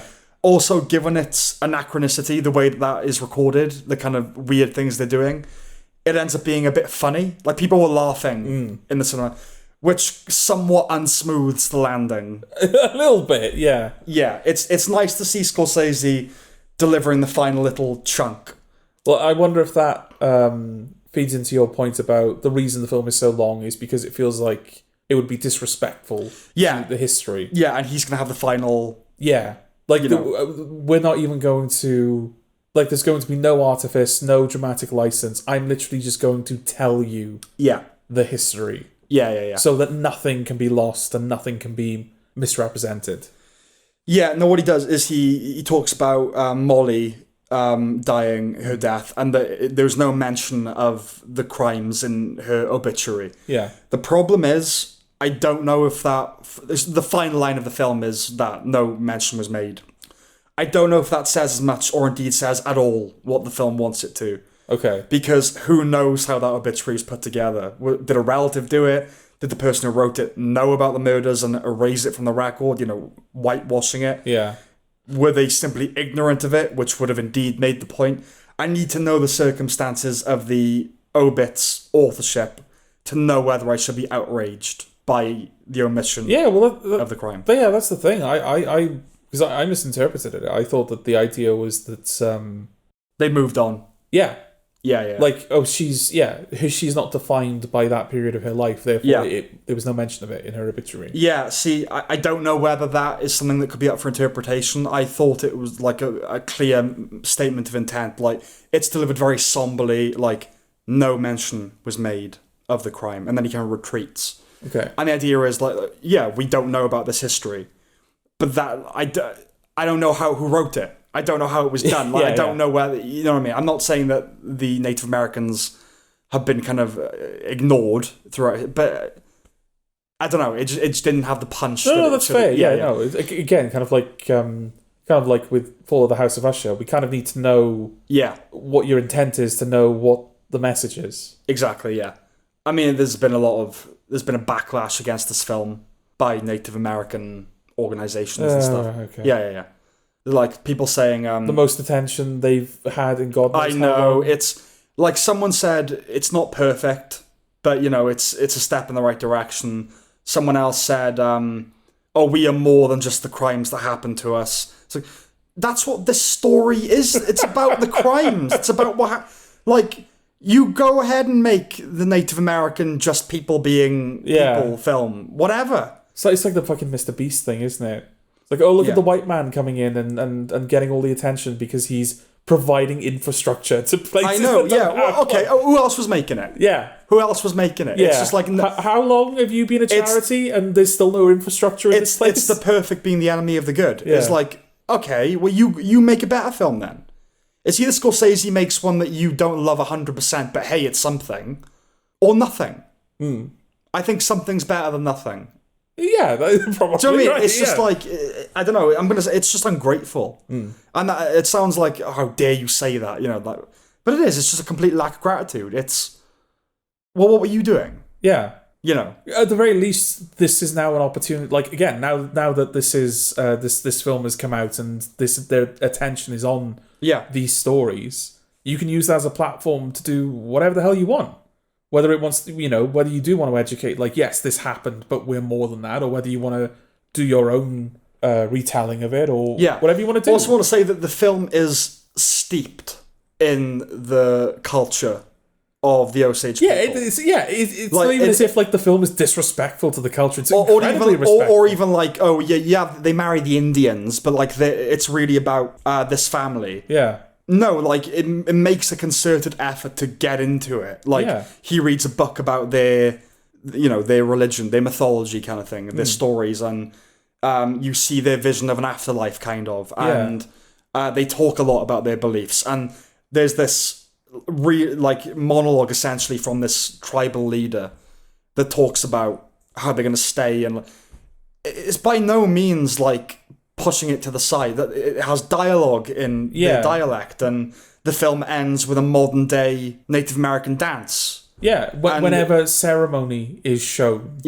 it shows it. It really, you can tell that it's taking its time and making the effort to get all the little details right. Yeah, so it's just kind of completely ridiculous, and like we said, it has all that, but it's not woke. And I don't like woke would have been kind of saying that all white people are responsible.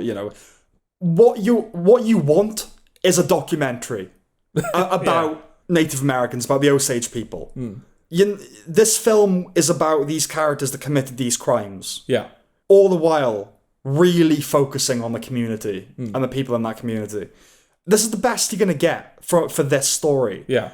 If you want, like, it's purely, like, it's showing the lives being in the wilderness of the Native Americans, like, that's just another thing. That's something else. Go make that film if that's what you want to make. Yeah. Anyway. I just think it's just so ridiculous. Yeah. So I was in kind of script editor mode there as opposed to full-blown critic and being nitpicky because it is a good film, but I'm just trying to drill down to why it's 4 out of 5 instead of 5 out of 5. Okay. It's good, but it's no masterpiece. Yeah. It's just as long as one. It's just very long. Yeah. That's it. Okay, I have one more point go on. that I want to add. I guess it's a criticism. I guess it's more just like something I noticed. Okay. As we pointed out a couple of times now, the plot is that they're marrying into the Osage family, and the Osage family are dying under mysterious circumstances. But everyone kind of knows, like, foul play is afoot. Yeah. Which kind of begs the question, like, why are the Osage women going along with it? The film never really deals with that. Like, in Molly's case, you can tell that she's been charmed by DiCaprio. Yeah, as they really spend time with their courting and everything. Exactly, yeah. And he does seem to be respectful of her culture and her beliefs. Like, there's that scene where they have dinner together, and then there's a storm outside, and she tells him, oh no, we have to sit quietly while the storm passes. Yeah. And he just does. That's why he's such an interesting character, because it's like, is he just placating her? Yeah. Is he actually, like... He seems on board with... Like, he's not a racist. No. Do you know what I mean? Yeah. It's just his uncle is kind of manipulated. I don't know. But yeah. So, you don't get the sense that he's humouring her when he does that. No, absolutely not. So I understand how him and Molly became an item. Yeah. In terms of the other... Like, I can't remember the other guy's name, but the guy that was, like, married to his sister. His brother. Yeah, his brother married a sister that then dies. Yeah. And then he marries another sister. Yeah. Are they not suspicious of that? Well, also they're depicted as being very strong-willed and hard-headed. Yeah, women. I think they even have a conversation out in the open about, like, to Molly. They're basically saying to Molly, he's just marrying you for your money. Here's the thing. The historical record is what it is. I don't know if it seemed to have a lot of fidelity to that. I don't know how much fictionalization went on. I mean, the conversations between the family members, you have to imagine there's invention there. Yeah. But in a way, that may be the film being actually more woke than it being woke so as to create a kind of contradiction where we want to depict these women as being very strong. Yeah. So then that begs the question, so why are they marrying these men and kind of just letting this... Yeah, if they're inherently suspicious of them, yeah. Whereas the truth is probably... They probably weren't. Or probably somewhere in between, or, Yeah. Like, I suppose it's not, like... I don't think it's a problem. No. Because the core relationship of the film works.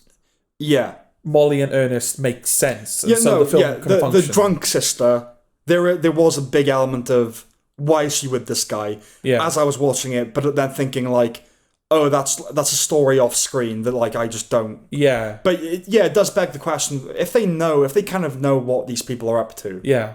why are they? It's not because the film sets up early on.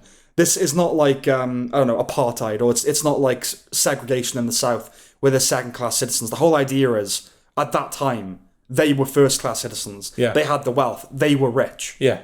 You know, they were in expensive suits in the town, and white people were kind of beholden to them. Yeah. Kind of like, you know, want me to carry your bags, you know, for $1 or whatever. Well, that's how Ernest and Molly kind of meet. Ernest is He's her a driver. Yeah. Yeah. So it's not like, oh, society would have pressured them into it. Yeah. So I don't know. Yeah, that is a confusing aspect of it. But I guess they just didn't want to portray the women as anything other than... Which is fine. Yeah, But yeah. it's just like, you know, on the one hand, it's already 3.5 hours. Yeah. So I wouldn't want to... So, no more. Yeah. But at the same time, or at least on the other hand, it's 3.5 hours. Did you not have time to like explore that a little bit? I know, yeah. That's why I think a miniseries... I will say, when watching it, it felt like a 3-hour film, not like a 3.5 hour film. Oh, that's all right then. I will say that. No, it felt long, but it didn't feel... When you sit down to watch something like that, okay, right, this is a marathon, I'm in this for the long haul. Yeah. And it didn't get... It felt long, but not as long as it was. Do you know what I mean? It wasn't like, whoa, that was 3.5 hours. That was like, yeah, that was 3 hours. Right. You know, Okay. it's... I know it feels like a subtle difference when It's you get interesting to 'cause that usually- long, but there is half an hour. Yeah, it's interesting because usually it's like, oh, it's 3 hours. Yeah, I know. It's the opposite. It's the opposite, yeah. Okay. I mean, yeah, it's a recommendation. For all that said, I would recommend it if you're into film. Yeah. If you're after like a breezy, I don't know, like entertaining thrill, it's not that. No. It is an Oscar film. It's very well made. It's well performed. It's well mounted. Yeah. All the stuff in it is good. It just has problems that stop it short of being brilliant. Yeah. But it is good. We can't say it's not good. No. I wouldn't deny its majesty for a second in terms of it. Yeah, how it's put together and the talent behind it. Yeah. But it is 3.5 hours long. it will always be 3.5 hours long. Yeah. Unfortunately, that's not something that you're going to be able to get around. No, that's true. Yeah. Right. Final review. Okay. Five Nights at Freddy's. Oh, yay. You see why I left it to the end? You know, on the last episode, I said I was really looking forward to the Barbie review. Yeah. I'm really looking forward to this review. Why so, Jordan? Well, I have a suspicion, Sam, having watched the film with you, that you didn't enjoy it. No, I have a similar suspicion about you. Well, no, I didn't. I didn't enjoy it. No. Okay, do you know what? It's not that I did... Okay, what's the right way to phrase this? Okay, I enjoyed the viewing experience. I didn't like the film. No. No. But I can't say that I was bored. I can say that. Okay. It wasn't a boring experience. Right. Okay. Thank God it's your turn to do the plot. No, it's mine! Yeah. Oh, no! Okay. Well, you know what? The plot is actually something we're going to get into, so I won't actually do a plot synopsis. Okay. I'll say it's based on the game, Yeah. the franchise, It takes a lot of inspiration from the first game. in particular. In the particular, there's like bits and pieces from others in the franchise, but it's basically if it's an adaptation of anything, it's the first game. Right. So they obviously had to impose a kind of a story on top of that again, which is there's this guy Mike who begins working in this abandoned mascot restaurant from the 80s and 90s, and the mascots there, the animatronics, are homicidal things. Yes. That's the plot. Okay. Okay, so it's a horror movie. Yeah. It's not remotely scary. No. Not once. No. Not a once. Not once. No. I don't get Josh Hutcherson as a thing. I think he's so uncharismatic. He's boring. He's bland on screen. He has no charm or The star film does power. nothing to help that because Star quality, rather. yeah, no, it's star quality. Yeah. Yeah, exactly. Yeah. But the film doesn't help that because he spends half of it asleep. Yeah. That, like, by design. That's literally his motivation, is to sleep. To sleep, yeah. Yeah. It's so bizarre. He gets a night job Yeah. so he can sleep during the night. Yeah. undisturbed. As a night watchman. As a night watchman. It's so fucking weird. His job is literally like, oh, you have to sit in the security room and watch the not fall cameras asleep. and not fall asleep. Yeah. But that's exactly what he does. Yeah. There are some shots that tend to portray an inexperienced director. So there's an overhead shot of Lillard pouring a coffee. Like little shots that do nothing at all, other than provide another angle on a thing going More on. coverage, yeah. More coverage. But the problem is with those shots is that their placement suggests meaning. Yeah. So it's like, oh, he's drugging his coffee. Compare this all the way back to the beginning of this episode. Compare it to Leave the World Behind, for example. Yeah. Where that is a film that has minimal coverage. Yes. Compared to what's happening. And it really does go to show like how the experience of a director can make a difference. Yeah. Tar, even if we want to go all the way back to Tar. I mean, we said at the time, that's a film with the most minimal cinematography possible. Like, a camera will just be stationary in a scene for 10 minutes. Yeah. And it's not the camera that moves, it's the characters that move. And that creates... all the full Monty. Yeah, exactly, yeah. And that's what creates the meaning and the dynamics and everything. Whereas this, as you say, it's just, here's two characters relatively stationary within the scene, and let's just get all of this coverage to it's a sign of inexperience in terms of they don't know what they want, what they need from the scene, but also, I guess, just like, oh, we need to edit a lot so stuff is happening. We can't just watch a thing play out in real time. Yeah, it's... I don't like, Fincher obviously is notorious for his infinite takes, but I wonder how much coverage he gets in terms of different angles and different shots. I imagine he goes in knowing exactly what he wants. Yeah. And he doesn't get anything else. That's what I like about Clint Eastwood. He's very unfussy. He's like, you've got it. Yeah. Like, he's the opposite of Fincher in that, like, if he's got it in a take, that'll do. Yeah. They did Invictus, Matt Damon said, they did like 2 takes, like, oh, can I do another one? Just, I felt like I could get... He's like, well, you want to waste everyone's time? It's just like, and it's Clint Eastwood, you know, so you go, all right, let's move on. Even if you're not somewhat seasoned in film and recognise the casting of Lillard is legacy casting, and that he'll be the villain, you know that he'll be the villain. It's the only other character in the film, basically. Like, why would he be in it at all? I suppose Doug could have been the big villain. I suppose so, yeah. I hate the name of the restaurant. I know it's from the game, but I hate the name of the restaurant. Because you keep wanting to say Fuzzbay or Fozbay. I know you're used to it. Yeah. It's Freddy Fazbear's, right? Fazbear, yeah. What? Fazbear. It's the worst vowel that could have gone there. Fuzzbear, Fozbear, Fizzbear, Fazbear, Fazbear. What? Freddy Fazbender. I got you though. I just had a picture of Freddy Fazbear and the killer. Like wandering around in the Parisian apartment. Yeah. The orientation video that Josh Hutcherson watches looks like it comes from neither the 80s nor the 90s. Yeah. So that's a problem. Culture has kind of ruined everyone, I think, when it comes to that kind of stuff. Like, you can't do a sincere recruitment video or a sincere orientation video anymore. They always have to have this kind of sliminess to them, or this like level of incompetence to them.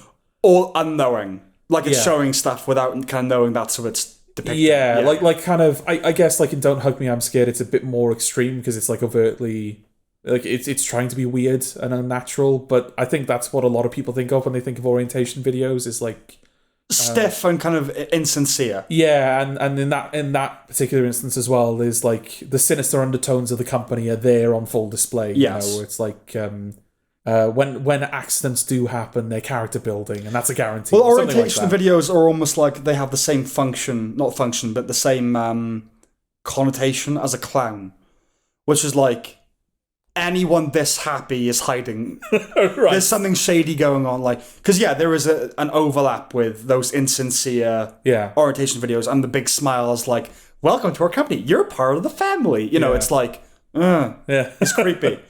Yeah, but also it's meant to, a large chunk of what this property is meant to be doing is invoking the nostalgia of the 80s and the 90s. Yeah. So the video really needed to look like a VHS. Yeah. You know, and they put on the grain of a VHS, but the people are clearly products of the 21st century. And it feels like the laziest version of itself. Well, what they've done is they've just filmed it, Yeah. And then added the layer. Yeah. They they probably like use the Red Giant plugin, just like exactly. But the thing that I use whenever we do like the pause effect on the video. Yeah. But yeah, it's the laziest version of that because, as you say, he's literally just filmed a person. But also, it's a mascot-driven company. Right. Surely the orientation video would be, "Hi, I'm Freddy Fazbear. Welcome to my world." Yeah, exactly. And like, I'm gonna, we're gonna go over to Bonnie to talk about safety. And I was going to say it would be a great opportunity to obviously introduce you to the company, but also introduce you to the mascots. The panoply of mascots. Because I think that's one of the biggest problems with the film, other than the fact that they're not scary in the slightest. Even though they are very well put together puppets. They're incredibly faithful to the designs. They've managed to capture them incredibly well. It's probably one of the most faithful translations of a character I've seen, certainly in recent memory. Okay. But they have absolutely no personality. All of the animatronics function exactly the same. Even though they're supposed to be like, like Bonnie's the guitarist and Freddy is the leader. But you don't get a sense of any hierarchy or any like... No. Like, there's no character from those characters coming through in their actions. I was going to say, I'm just not familiar with the game, but in the film, I was going to say, well, but they're animatronics, they don't have personalities. No, but the company, it's the company's job to but that's the give thing. them... But even in actuality, they're possessed by dead kids, right? Yeah. So they would still have different personalities. Yeah, they would. Not every kid not every 9-year-old is the same. It's the same, yeah. So it's, I guess maybe the idea was, if we show like a guy in the costume, people are going to think that it's people in costumes. And I wasn't even thinking a guy in the costume. I was thinking like, just cheesy... like you could do that. Yeah. Or you we should explain to the audience because I just went ba ba ba ba, as in like the animatronic just with its mouth moving up and down. Yeah, exactly. Yeah, it's just on the stage and it's just jaw moving, but someone's doing a voiceover. Or crappy cheesy 90s animation. Yes, that would be very fun. Yeah. But yeah, like it would give you an opportunity to sort of get to know those characters and to impose personality on them. Don't go asking for personality with this, Jordan.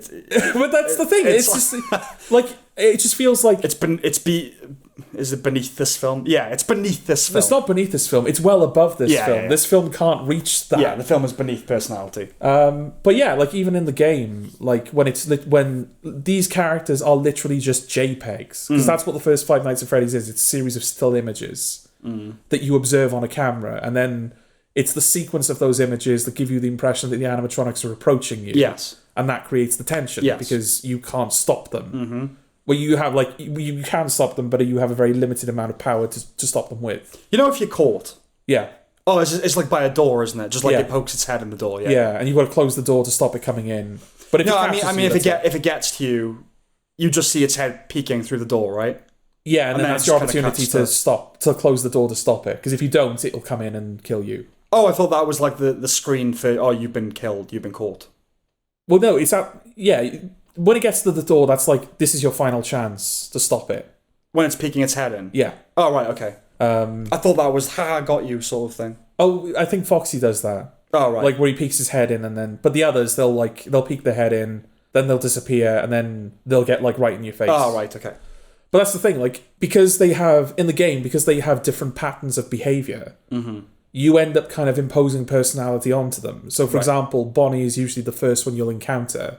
And so it gives you the impression that he's the most aggressive one. Right. Foxy will, like, run towards your room if you don't keep an eye on him.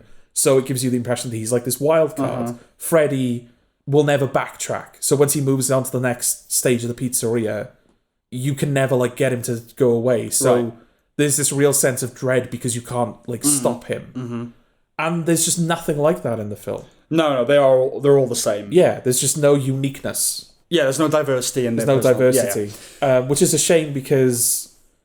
Is this a slasher? I guess this is like... Well, I don't really know what it is, to be honest. I don't think it knows what it is. There's not enough kills for it to be a slasher, but when there are kills, I guess that's what it is. It's slashy, yeah.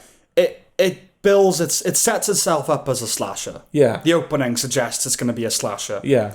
And then it doesn't really live up to that. No. There's kind of one sequence where it becomes that again, but that's it. Yeah. Right, okay. So he has a younger sister. Yes. Mike, that he's looking after because the parents are gone.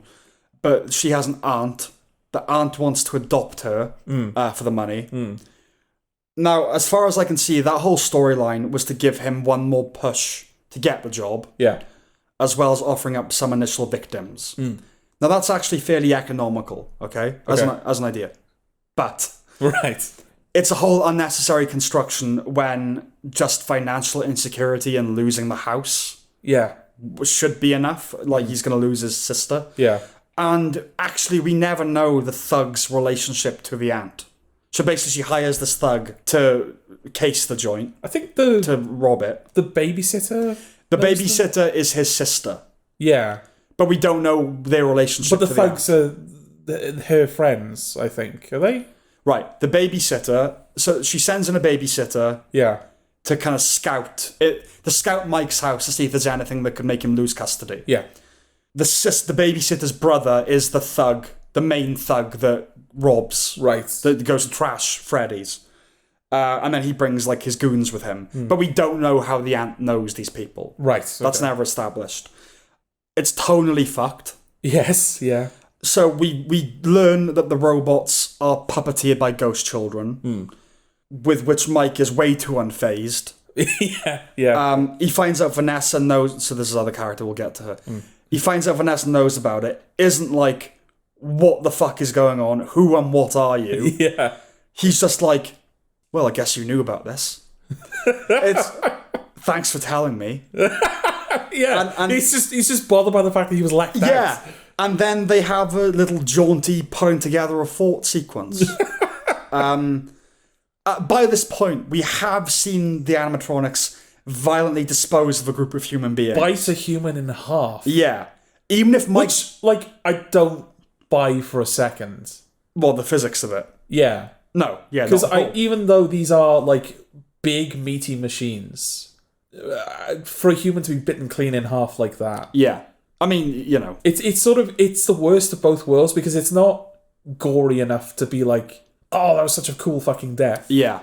But it's also not harrowing enough to be creepy or scary. It's just wrong. Yeah, the film isn't creepy. Yeah. It isn't. Even if you're going like, oh, gory kills, it doesn't do that either. No. Yeah, even if Mike doesn't know that, which he doesn't, that they've killed these people. Yeah.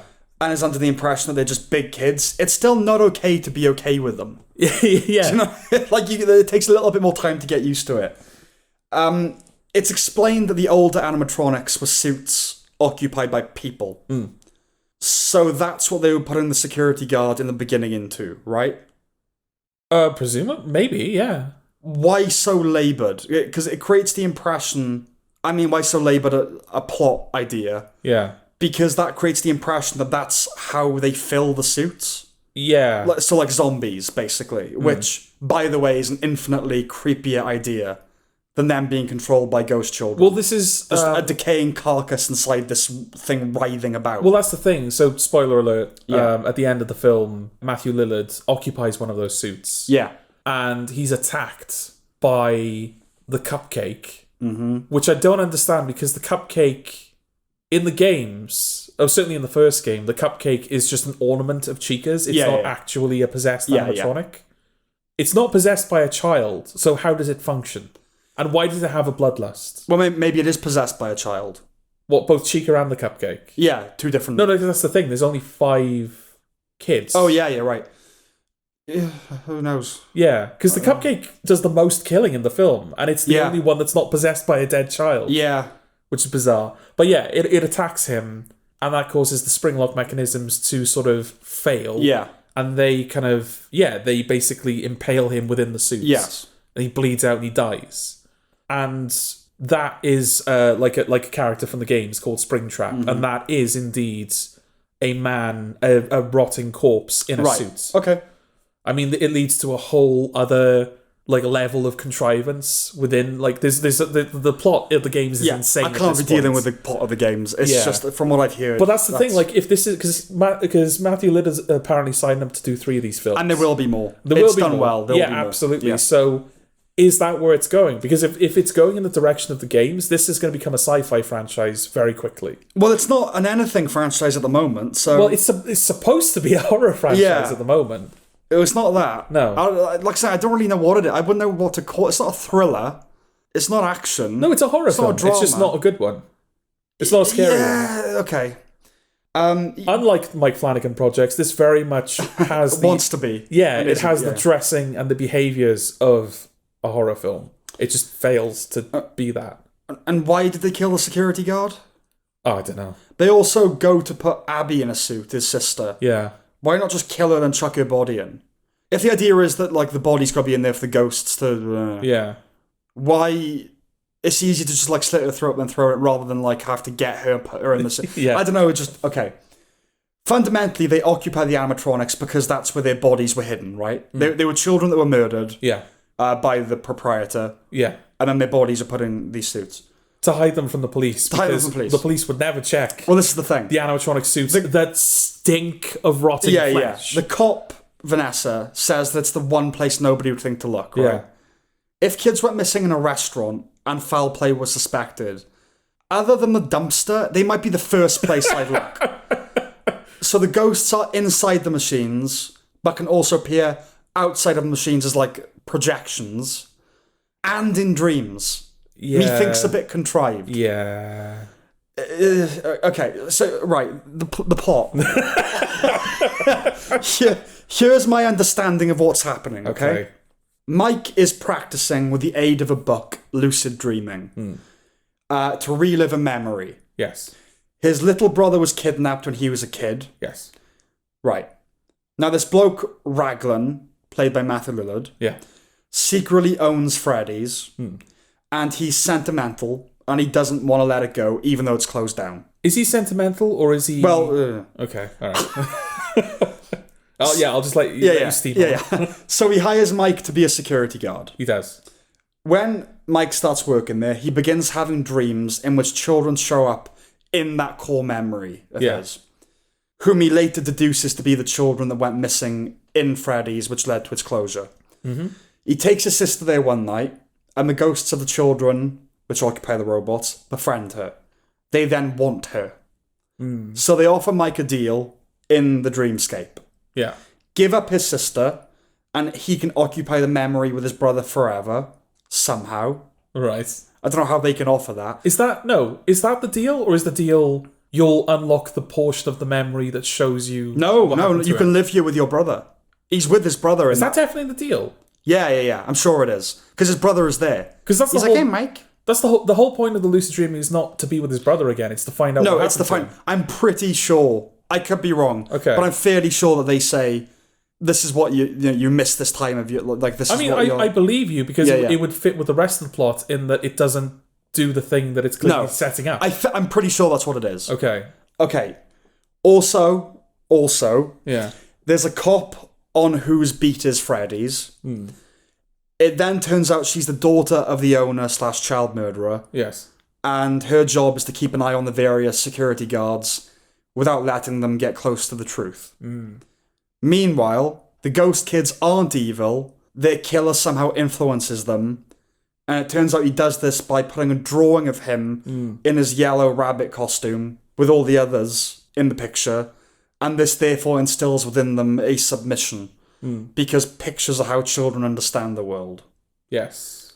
So Abby draws a picture showing that he's nasty. So they turn on him. Now, it should be noted, these kids aren't 5 years old. No. If it was something supernatural, like some bullshit about the picture, rewiring them neurally, okay. Absurdity on top of absurdity. I mean, I still don't know if I would accept that. Absurdity on top of absurdity, right? But they're like 8, 9, 10, 11. They're capable of understanding he's a bad man. It shouldn't take a drawing to hammer that home. They then kill their master. That's what happened, right? Yes. Right. So what problem do you have with this, Sam? Well, okay, so the odds that...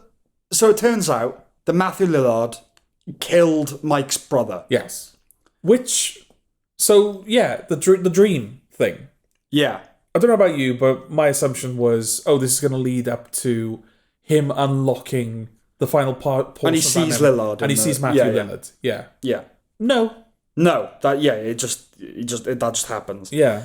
The odds that he killed Mike's... he doesn't, Matthew Lillard tells him. Yeah, he turns up in the suit and he tells him, I killed your brother. Yeah. The odds that he killed his brother are stupendous. Yes. And contrived beyond belief. why isn't his brother's ghost there? Yeah. So was he killed elsewhere? How many children has this man slain? Like, how many branches of Freddy Fazbear are there filled with dead kids in suits? yeah, is it just like, okay, so he killed these 5 kids or whatever and dumped their bodies in the suits? Yeah.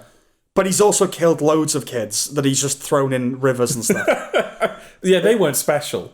Do you know what I mean? It's like, it really, yeah, why isn't his brother there? Because that's an easy, like, his first night there, he sees the ghost of his brother. That's He the thinks thing. he's hallucinating. It's actually a really good fix for the script.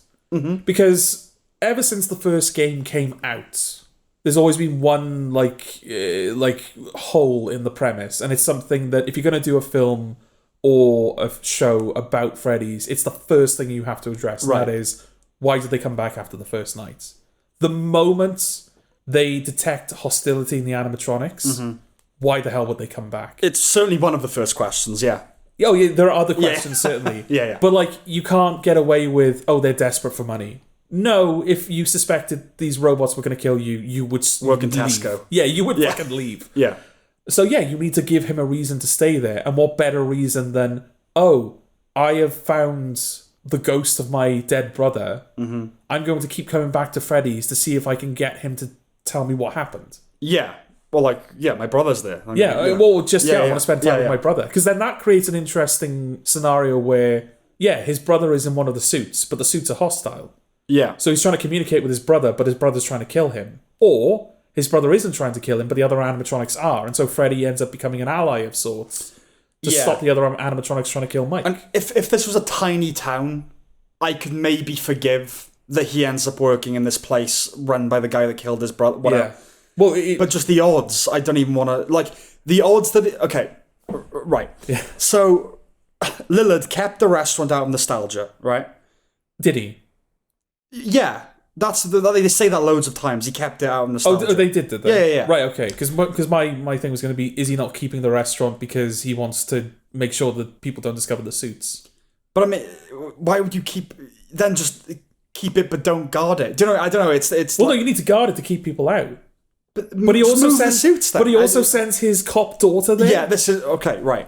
So he kept it for some reason then, but we'll say nostalgia. Okay. Then he got a job as a career counsellor for a bit of money. Right. And so he could find people off the books to work security. Yeah, all that Freddy's money dried up, apparently. Yeah. He meets a guy with the same surname as one of the kids he killed. Thinks, I'll get him. Okay. For some reason. So he wants to kill Mike.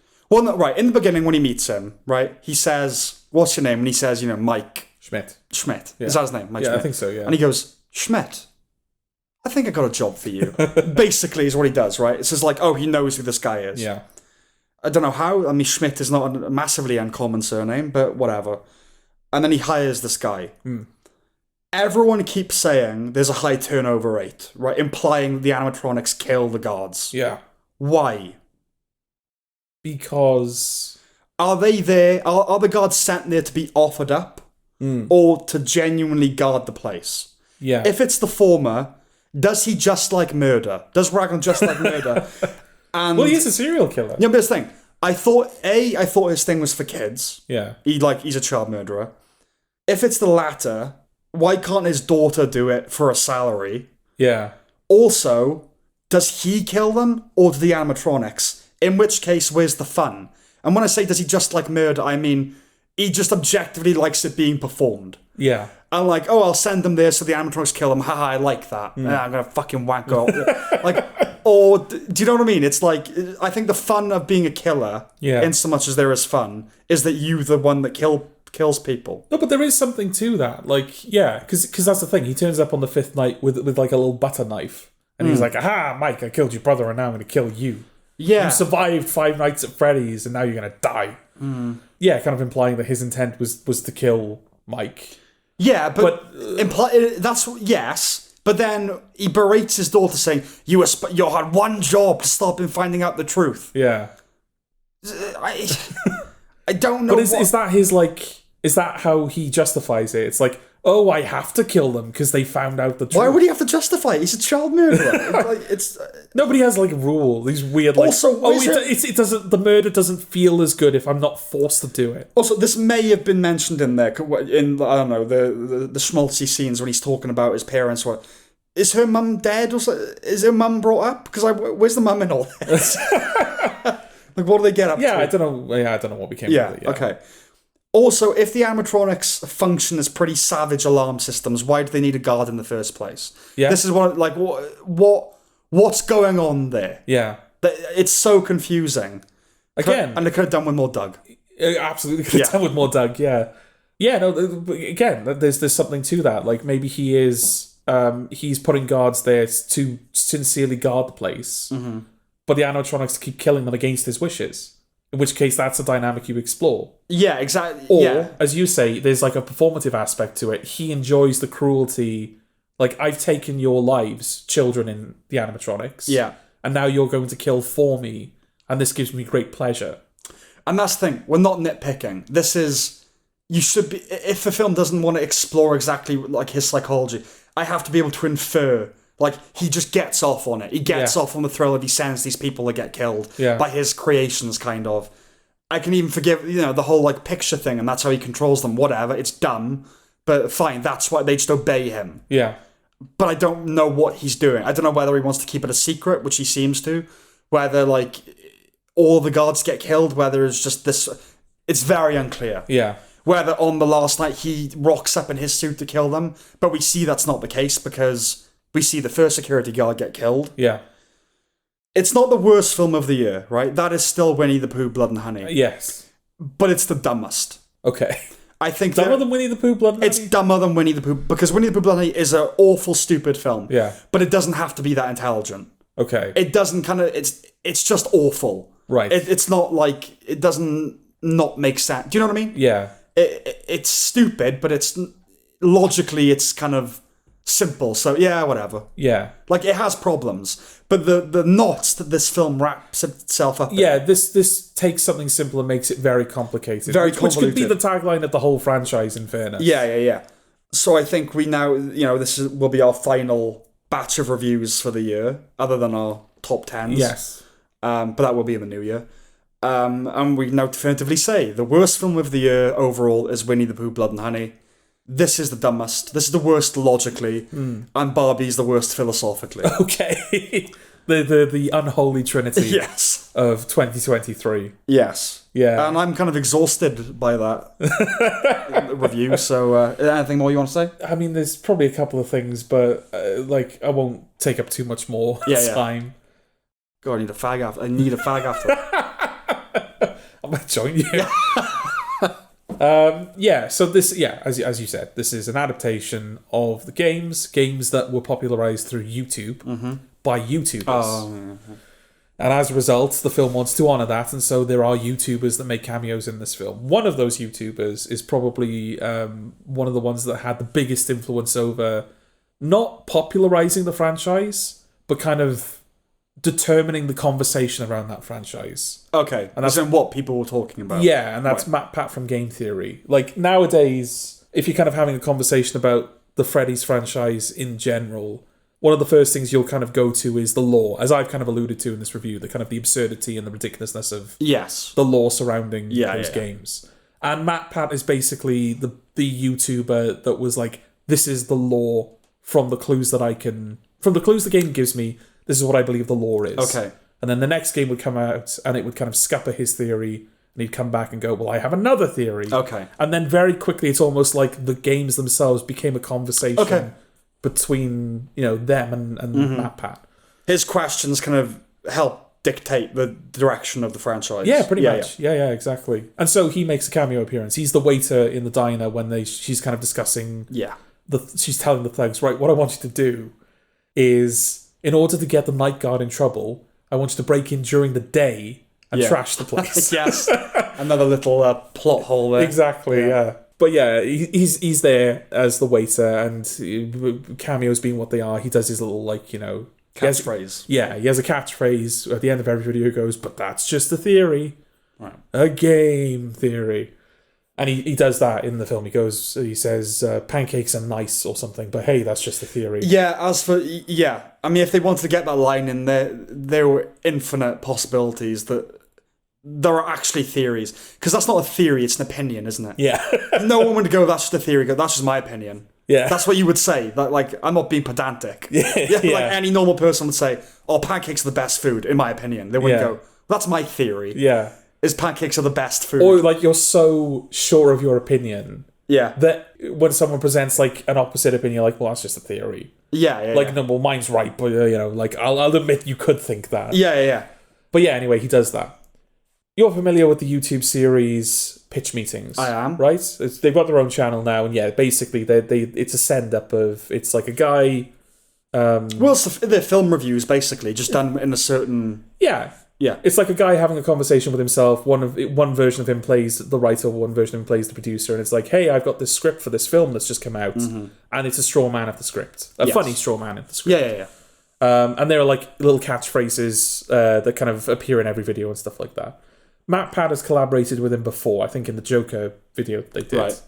And so they got Matt Pat back to do a little piece in the Five Nights at Freddy's pitch meeting. Right. In which they call Matt Pat up and they're like, hey, we want to collaborate with a YouTuber in this video. Are you up for that? And he responds with one of the pitch meeting catchphrases, which I think is super easy, barely an inconvenience. Yeah.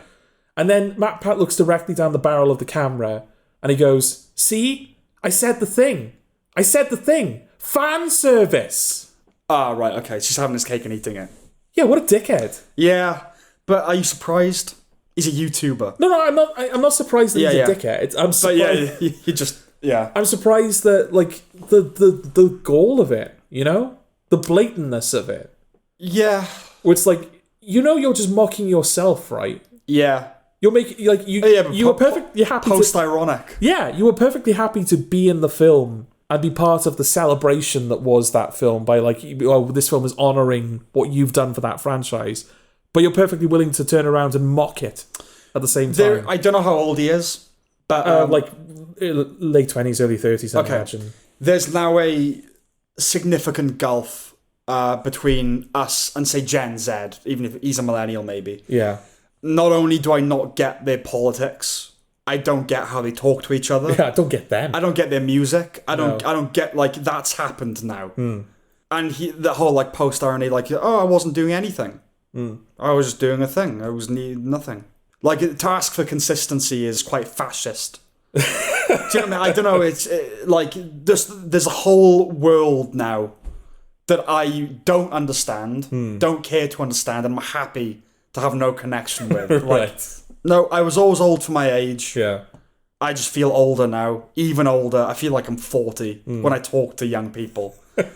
And they're sharing things with each other. I'm like, what are you talking about? I don't get it. But it's nice. It's like the end of Leave the World Behind, where I'm just sat watching the Friends box set, When everyone else is... this. Yeah, when everyone Not else that, is... this. TikToking with the memes and thing. But carry on. Well, no, that was the Matt Pat point. Yeah. What a dickhead. But also, hasn't there been a larger point about... what was that thing you said that someone did a thing with Mario and Five Nights and it was, critics said this was too something and critics said this was too something. They just can't get it right. Yeah. Critics criticised the Mario movie for not having enough plot. Yeah. And critics criticised the Five Nights at Freddy's film for having too much plot. Yeah. Therefore, we can only deduce that critics hate video game films. Or something like that. It's like, no, they just can't get it right, can they? Oh, yeah. It's like that, yeah. It's like, yeah, it's the thing in the middle. Exactly, yeah. That's the extreme that way. Yeah, that's the extreme that way. Both are wrong. Yeah, exactly. The video game, I know you're not one of them, I know, but like the hardcore, the feeling of victimization the video game gamers feel. Are like, oh, we're not respected. And it feels like atheists. And I am an atheist, but like, that angry atheist I was when I was 16, 17. When atheists feel they talk about their victimization as like, what did you say Russell T Davies recently talked about? We're not going to review it because we're going to do that in a later episode. Yeah. But there's a trans character, or non-binary, whatever, and he said, I know some people, they're dead named at one point, and he said, yes, you know, I know that it might be a bit, basically casting himself as being vaguely heroic for... Yeah, the episode was doing something very risky, but very brave by dead naming a trans character. Yeah. Character, not a trans person. But also, it should be pointed out, not doing it from the perspective of don't do that. It wasn't... Yeah. They didn't dead name a trans person. He's like, yeah, fuck you. No, it was like, it was to make the point. But it feels like that when atheists, like, they think they're brave. Like, I don't believe in God. Meet a young person that's going to tell you they believe in God. Or, you know, they're religious. Doesn't happen. No. Does not happen. But there's this constant sense of victimization, but which, to be fair, is pretty trenchant in people nowadays anyway. But yeah, it's just like, oh, just like your fucking games. You know what? And if you like the film, you're a dumbass, but whatever. Do you know what I mean? Like, they're going to like... People have loved Five Nights at Freddy's. And I just think that is such... There's such a gap between me and those people. And I assume you. Where I just go, to me, I watched it and I just felt insulted. My intelligence was insulted the whole time. But it didn't do the basics of making sense. Okay, you're happy that your thing got made into a movie. Fine, okay. But, like, film critics, and God knows I have my problems with the film criticism community as well. But they're just talking about whether it's a good film or not. That's all they care about. Yeah, because they've got no attachment to... Yeah. They're not familiar with the source material. They don't know what... Nor should it be required. No. Shouldn't. It's a film in the cinema. Yeah. I shouldn't have needed to play the games to go watch that film. They don't know what, hey, that's just a theory is. They don't know what Springtrap is. They don't know what this and that are. Exactly. All they see before them is a film that doesn't make any sense. And it doesn't. No. But it's in a way, it's kind of like with the Sonic films, where I think a lot of fans are just happy to see that character represented publicly. Yeah. They're the opposite of the Native Americans. Yeah, exactly, yeah. They'll take any crumb they can, Yeah, it doesn't matter that Freddy's is a not very scary horror film that's clearly made by people that don't understand how to make something scary. Yeah. And contrived beyond belief for no real reason. It's a film. It's something that people can... It's now, like, all of the parents that didn't want to have to sit down and watch them play the game. Now you can watch the film. It's the same with Sonic. It doesn't matter that those films are full of compromise and contrivance. Sonic is out on the big screen. I can watch it with my parents. It's a film. It's cool now, you know? Yeah. The bloke that did the games, what's his name? Scott Cawthon, who I think was actually involved in the script for this. He's a writer. Yeah. He's one of the script writers. Yeah, that just shows you need an outsider.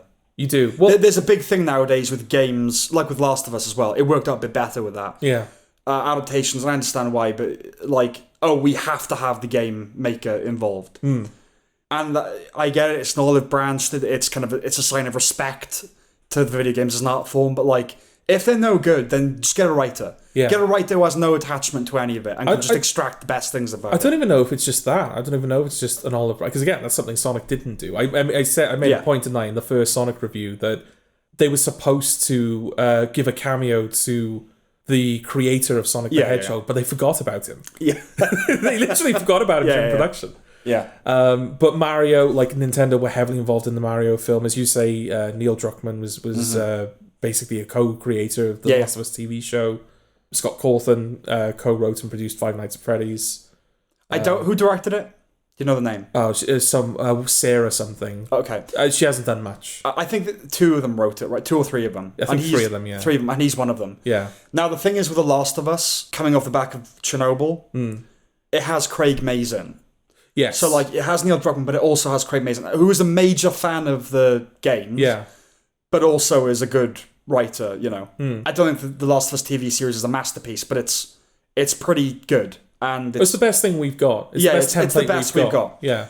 And this feels like a Scott Cawthon. If the way you talk about the games is anything to go by, the film also feels like he's the author. He is the artistic. Yeah. He's the voice of the film. Oh yeah, I mean there are countless novels, spin-off novels, of the franchise, and he's a co-author for all of them. Okay, so he's like really not letting it. Yeah, he's a proper J.K. Rowling. Ironic actually, because the last time I brought the Five Nights at Freddy's franchise up, he had been J.K. Rowling from his own franchise. Yes. Because I think he donated money to members of the Republican Party. Yeah. So fans were sort of crying out in protest. This is the thing, though. J.K. Rowling was I don't know if she was a producer on the Harry Potter films, but she was certainly, like, there. Yeah. And is this okay with you? Yeah. She had kind of, I don't know if she had final say, but she had input. And she's now an executive producer on this TV series. Yeah. She didn't write the screenplays. No. Steve Kloves wrote the screenplays for the Harry Potter films. She's not, I mean, maybe she's written teleplays, I don't know, but she's an author. It's a different, I mean, a lot of authors make the transition fine, but it's not, they're two different disciplines. Yeah. And I'm wondering, to kind of finish the point I was making, I'm wondering if that's the reason that the game creator is often involved in the project. Did they bring Neil Druckmann on because, though Craig Mazin is clearly a very talented writer and creator, adapting a video game is something we still don't really know how to do yet. But I don't know why you would get, I mean, they're two different disciplines, right? So it's like Neil Druckmann, but he wouldn't necessarily know how to make a good TV show. And so you meet in the middle. You get Neil Druckmann to deal with the game side of it, like making sure that those elements are brought over as faithfully as possible, and you bring Craig Mazin in to fill in the gaps that the game leaves behind. Maybe. I mean, I think all you need is, you need good content and a good writer. That's all you need. You don't, I know my thing on video games is whatever, but I don't think you need, obviously you would want their blessing and but you don't need Neil Druckmann for a good Last of Us TV series. You could have just had Craig Mazin and it would have been good, I think. Okay. Because especially with that game, because it's so easy to adapt. Yeah. But I mean, maybe that's the exception to the rule. Like, yeah. Would Illumination have made as... I'm like, it's not good. It's not good. I don't want to use the word good, but would they have made as competent? It's barely competent either. But, no. Would the Mario movie have been not as disastrous as it is? If Illumination were left to their own devices. When I say I can't see how it could have been worse, I don't mean that it's the worst thing in the world. Yeah. But how much worse could it have been without their input? You know what I mean? It's a movie. It would have been less... Possibly, it would have been less faithful to Mario. But this is the eternal question is, I don't think that matters. To make a good video game adaptation does not necessarily have to be faithful to whatever that means to the franchise. No, and I'm aware that I've used examples in the past that would suggest that I am drawing that correlation, that faithfulness equals quality. I don't believe that. Yeah. But I still think that we're very much in the age of video game adaptations now. We get quite a few a year. Yes. And the quality is nowhere near consistent yet. It's the first horseman of the modern apocalypse, isn't it? Video game adaptations. Locusts next. Yeah. It's a siren. Yeah. But that's the thing, Last of Us was good. Yes. Five Nights at Freddy's was not good. No. Gran Turismo, barely worth talking about. Yes. The quality's all over the place at the moment. We still don't really know how to do it. So, to be fair, there's been one really good adaptation, right? Which is Last of Us. That's it, right? The rest are not good, just to varying extents. The Cuphead show is okay. I think it kind of it did itself a disservice by releasing 3 seasons in the same year. Okay. I don't know. There are some anime shows that are highly regarded. People seem to really like the Castlevania anime. Okay, ignoring that. Let's go live action. If we were putting together a list, The Last of Us would undeniably go at the top. Yeah. I feel like the number 2 slot would be much lower in terms of quality. Yeah, there's a major gulf between best and second best. Yeah. Okay. What's next then for video game movies? The Fallout show is coming soon, right? That has a chance. Yeah. That's Jonathan Nolan. Okay. And Lisa Joy, his wife, the ones who did Westworld. I am curious. Walton Goggins as a Google. Yes, that could be something. I am curious to see how Amazon deal with their God of War show. Okay. Because there's no way that show is going to be inexpensive. No. They did Lord of the Rings. They did Lord of the Rings, I know, but is it going to buckle under the weight of its own budget and ambition, or are they going to be able to? Because they've gone with the more overtly emotional God of War stuff because they're doing the Norse mythology. So that the core of that is the relationship he has with his son. So Last of Us kind of vibes. Yeah, definitely. Yeah. So I'm wondering if they're going to be able to like pull that out of the games, or is it just going to be, look, here is a giant golem battle, you know? Yeah. Well, you await our reviews. Yes, and of course we've got Sonic 3 next year as well. Oh, hail. Yeah, I think they've just started filming as well. They teased like they showed like, you know, they do like they have statues that stand in for the CG characters. Yeah. They showed like the bottom half of the shadow stand-in they've got. Did you cream? No. Yeah, it just shows, doesn't it? Well, if they're not getting you. No, they're not getting me. But at the same time, it was like, all right, yeah, that's the bottom half of a character I knew was in the film anyway. Yeah. Okay. Yeah, and of course we'll have Five Nights at Freddy's 2 and Five Nights at Freddy's 3 to look forward to as well, whatever grotesque form they take. Indeed. So our next episode will be the top 10 of 2023. Yes. TV and film. Yes. Plus some little bits and pieces we didn't get around to. Yeah, we say that now. Bits and pieces. I think when we rehearsed, just to get a vague sense of time, a quarter of that extra non-main chunk took 45 minutes. So yeah, it might literally just be top 10 and we're done. Yeah. But yeah, and then we move into New Year and we will do Doctor Who.